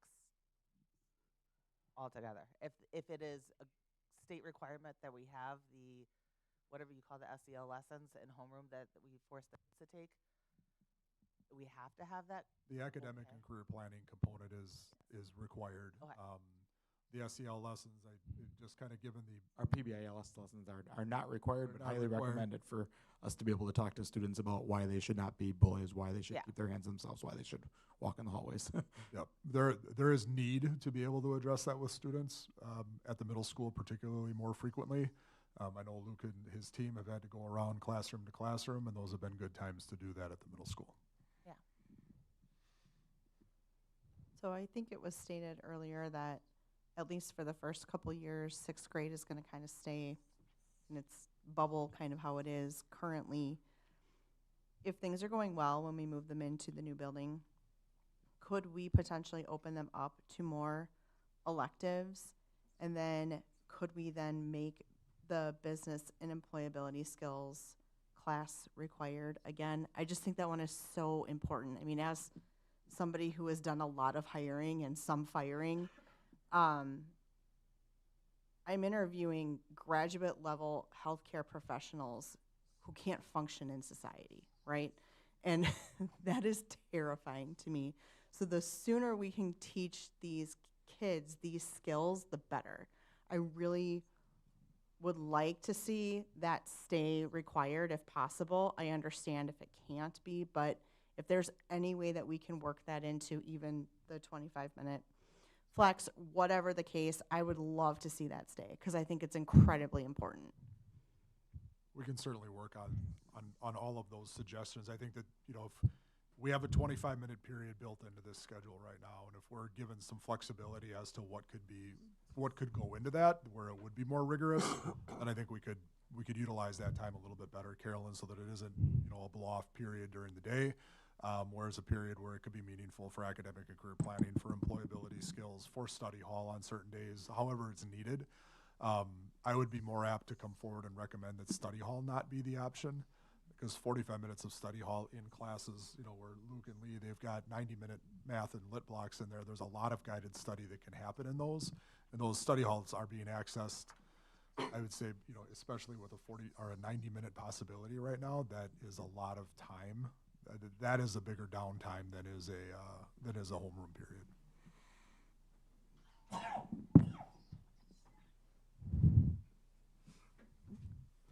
So, obviously we're talking about music, and from what I heard you say, really piqued my ears is that kids can take multiple musics per day, or per period, or whatever you want to call it. Option 2 of the music program, does that have that built in to where kids are taking more than one each day, or each semester or quarter? Because if it is, then if we scale that back to where they choose one, what does that look like for option 2? Because I think that changes a lot of things. I would sure hope so. I don't think either of the options that we presented change anything with that. It's the selections that the students would make. So as we stated in this proposed schedule, they would have 5 semesters of elective options to work with. So if they chose to use, they would be using 4 of those semesters. If they took 2 music classes, then they would just have 1 semester of an elective choice left. And that would take away from world language or career and tech ed. Those kids would be choosing music over another curricular area. Right, but they would be pulling the teachers from another area, right? Instead of just choosing one and rolling with it the whole year, and we're pulling the teachers in all different directions. That could have an impact on staffing. It would have to be something we're looking at among the approximately 1,100 kids there. Are we looking at 5 kids that are doing it? Are we looking at 25 kids? Or are we looking at a number that would impact staffing, say 50? Then we might have to then talk about where does staff come from at that time? And is it, you know, a 1-for-1? Is it a career and tech ed teacher because we don't have the interest, or world language because we don't have the interest and it's going to music? Then we'd be looking at that staffing transfer that way. Gotcha. Okay, just as we go into vote it to next week, I think that would be a really good piece to talk about. Yep, happy to have these discussions. Just for reference, Eric, I think in 8 years, we've been asked that question probably less than 10 times in 8 years. So I don't anticipate that it would be a lot of kids that would be interested in taking both, but certainly we have probably one a year or one every other year. Thank you. Any other questions? All right, thank you. Thank you. Oh, just one recommendation. I'd highly recommend poaching Mr. Wright. I think he's currently teaching 6th grade, right? Yes, he is, if right. he would be interested in coming to Parkview, we would certainly be interested in having him. All right, thank you. All right, up next, Student Services. I have an update on our behavior council. So our final council was on Friday, April 28th. The topic was social media and mental health. Stephanie Blue, principal at MHS, joined us that night, which was nice. We were able to discuss as a small group our current cell phone policy, the impact that has had on our students, as well as how social media continues to be a contributing factor in disciplinary incidents at the high school. We finished off by looking at some resources to continue to work with, one being a digital format called Screenagers that we spoke about. All of the parents were interested in reading either The Anxious Generation or The Digital Delusion, which are newer books. And then also we talked about the next community education event, which will be on June 2nd at Brooklife. We have a Paralympian coming, 3-time Paralympian. Most recently, he was in Milan, so he is going to share his story and his life experiences, and as a cliffhanger, how he ended up being in the Paralympics as a athlete. What time will it start? Like 6? Yeah, doors will open at 5:30, and he will start at 6. Thank you.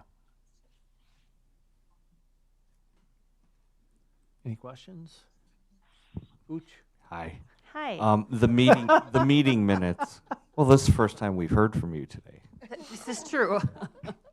The meeting minutes. Let's see, the paragraph where Stephanie mentioned how it's very rare. Here, Google Chat is somewhat monitored, and more teachers are having students put Chromebooks away when not in use. I'm not saying it's something we should act on immediately, but I'd like some more thought going into, does the board need to tighten a policy that does not give a teacher a choice when they're not used? Because I hear a lot about, I brought this up before about the Google Chat, and they're not only just communicating with themselves, they're talking to people all over the world, you know. And I'm just wondering if it's time to kind of nip it in the bud and say, all teachers, if you're not doing an actual, if you're not needing to use the computer right now for whatever the lesson is, you must have it shut off. And that's does that sound reasonable, or I just think certainly something that we can look at. I'd like to talk to some teachers to find out, you know, how big of a problem is this. I mean, teachers have always had the ability to say, close them up and put them away. I mean, we do that with teachers when we bring them into meetings. We do that with our administrative team when we bring them to meetings. Like, you don't need your computer, put it away. So, you know, that they would still be out would be, you know, a question that I would have. I think the other part of that is, and it's some work, I think we talked about it back in April, we are looking at instructional technology as a whole. We have had a one-to-one device, you know, environment. Angela is going to be leading a team that is going to look at the devices that we're using, instructional tech, but also AI, and we're going to be coming forward with some recommendations. We have talked from a financial standpoint that Chromebooks are not sustainable into the future. When we first purchased them, they were $300 a device. They've gone up to about $650 now. They will continue to go up in cost, and that's a budget breaker for us. So we're at that cusp of, one, we know that instructionally they have purpose, but they are not the bang for the buck that they were once promised for, and two, we have the financial responsibility, obviously, to live within our budget. So we will be doing some work on that, Mike, into the future. But I would like to talk to teachers. I think we have our teacher group at next week, if my memory is serving me correct, and I can bounce that off of them. Okay, I really appreciate looking into that. And again, it's just because sometimes, even if you expect the teachers to tell them to close it, there's always, you know, even the subs, oh, I don't really care if you have it open. But if we have to make a mandated policy, then it's out of the teacher's hands. Hey, our hands are tied. You have to close that book, if it comes to that, you know. Yep. We'll work on that, yep. I like that idea. Any other questions? All right, thank you. Moving on to policy information. 1 second, please. Trying to take Mike's notes down here. More exciting topics every time. All right, so policies. We have a handful of policies in front of you. We again, we're bringing these forward at committee.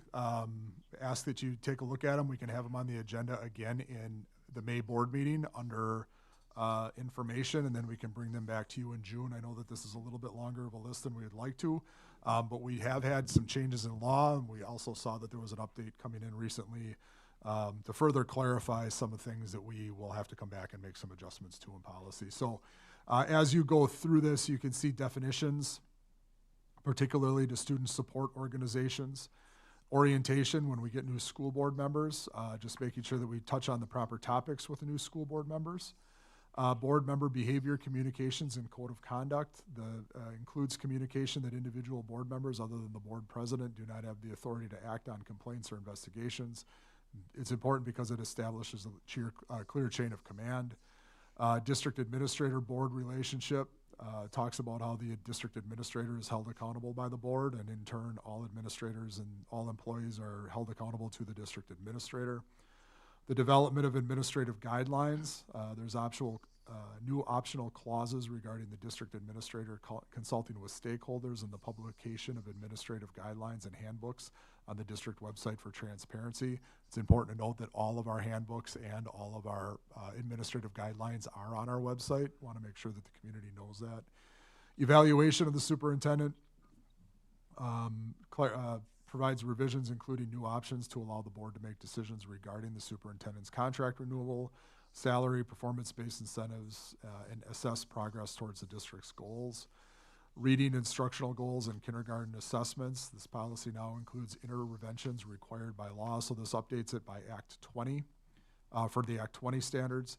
The entrance age revisions includes clarification on days, school days, and includes a new section on age verification, and its adoption is recommended. We always, in the summertime, get requests for early admission to school. Sometimes those are things that we can assess and accommodate. Other times the request comes and the child is too young. This just gives us a little bit more guideline on that. Third grade promotion and retention. Again, some of this is updated based off of Act 20. It includes an appeal process and timelines for appealing the decision to the district administrator. Again, this is for the student to be promoted to fourth grade regardless of any other facts, circumstances, or analysis. Student fundraising. The policy protects students from coercion, ensures transparency and accountability and fund management, and aligns fundraising with educational goals and ensures compliance with legal and health standards. It also maintains the integrity of the school environment.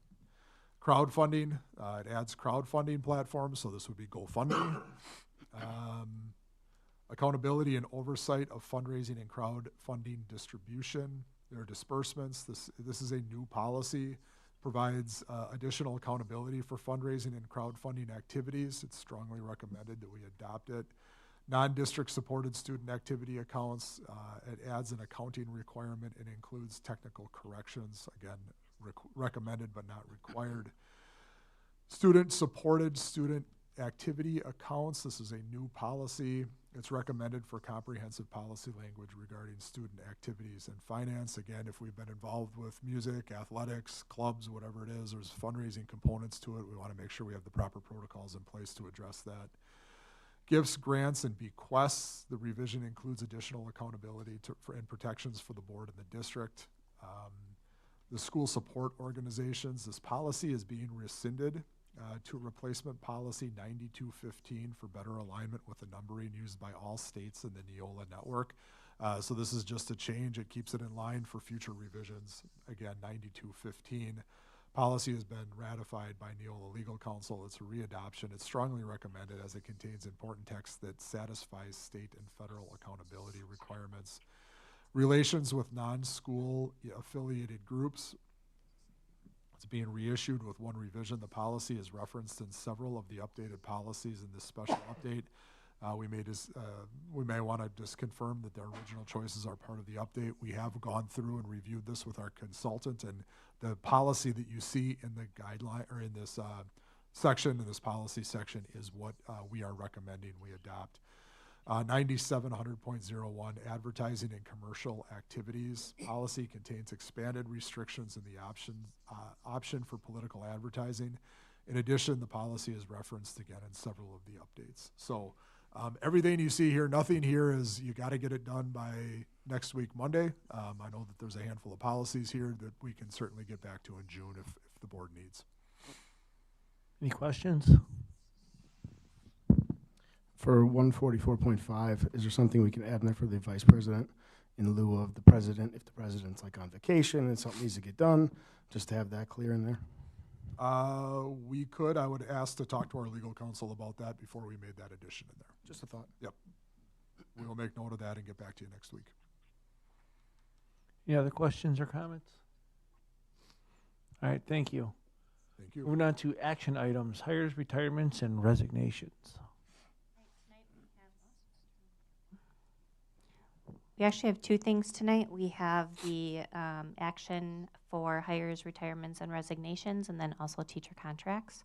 So the following staff were offered a full-time contract for the 26-27 school year. Missy Burton, grade 4 at Prairie View. Melanie Erickson will be a second grade teacher at Clarendon. Eliza Felder will be a special education teacher at Big Bend. Erin Godfrey will be joining us as a special education teacher at MHS. Sophie Cab will be a school psychologist at Big Bend.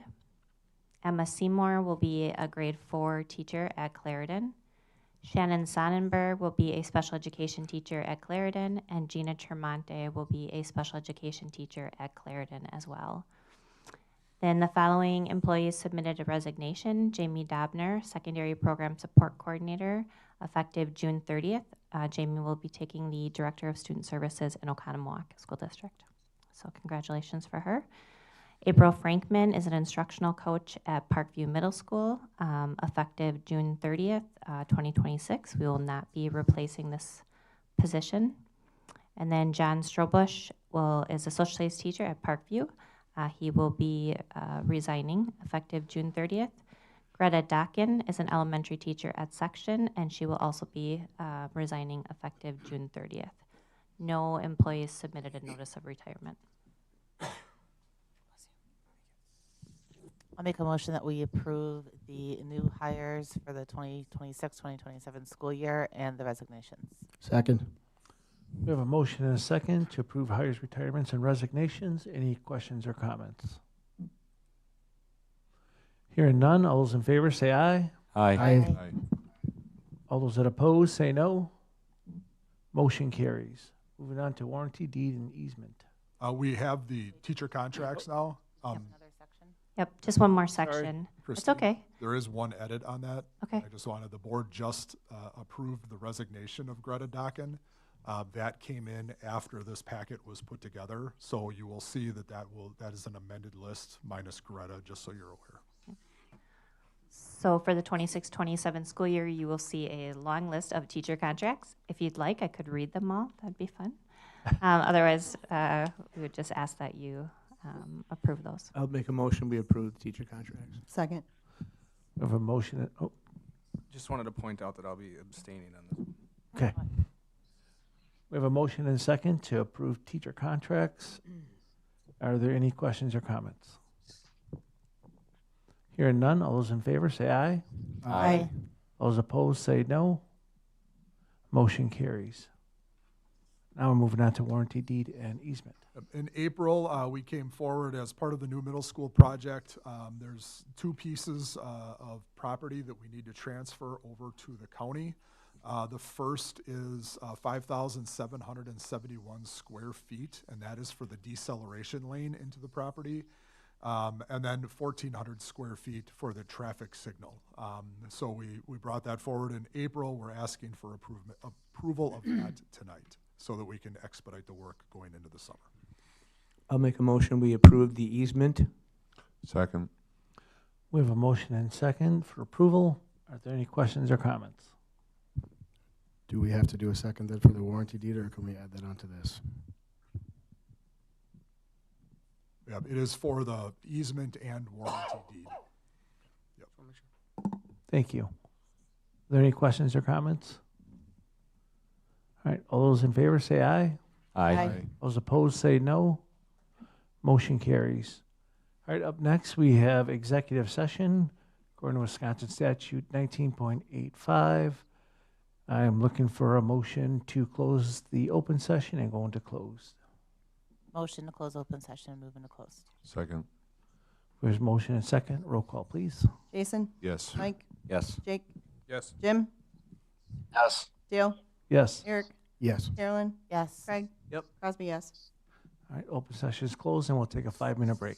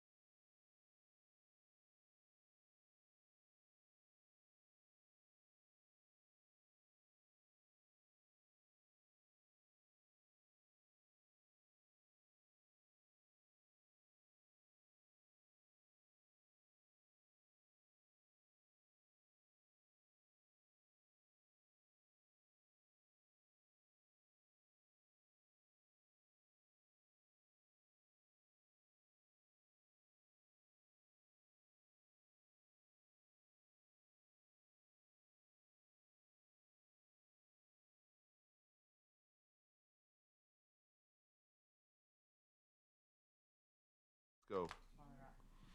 All right, we're back into open session at 9:33 p.m. We're looking for a motion for what was discussed in closed session. And just as a reminder, that's the final notice of Correct. non-renewal. I make a motion that we approve the final notice of non-renewal for one certified teacher based on declining enrollment and budgetary constraints impacting staffing allocations for the 2026-2027 school year. Second. Second. We have a motion, a second. Any questions or comments? Hearing none, all those in favor say aye. Aye. Those opposed say no. Motion carries. Looking for a motion to adjourn. Motion to adjourn. Second. Motion and a second. Roll call, please. Craig. Here. Carolyn. Here. Eric. Yes. Yes. Dale. Yes. Jim. Yes. Jake. Yes. Mike.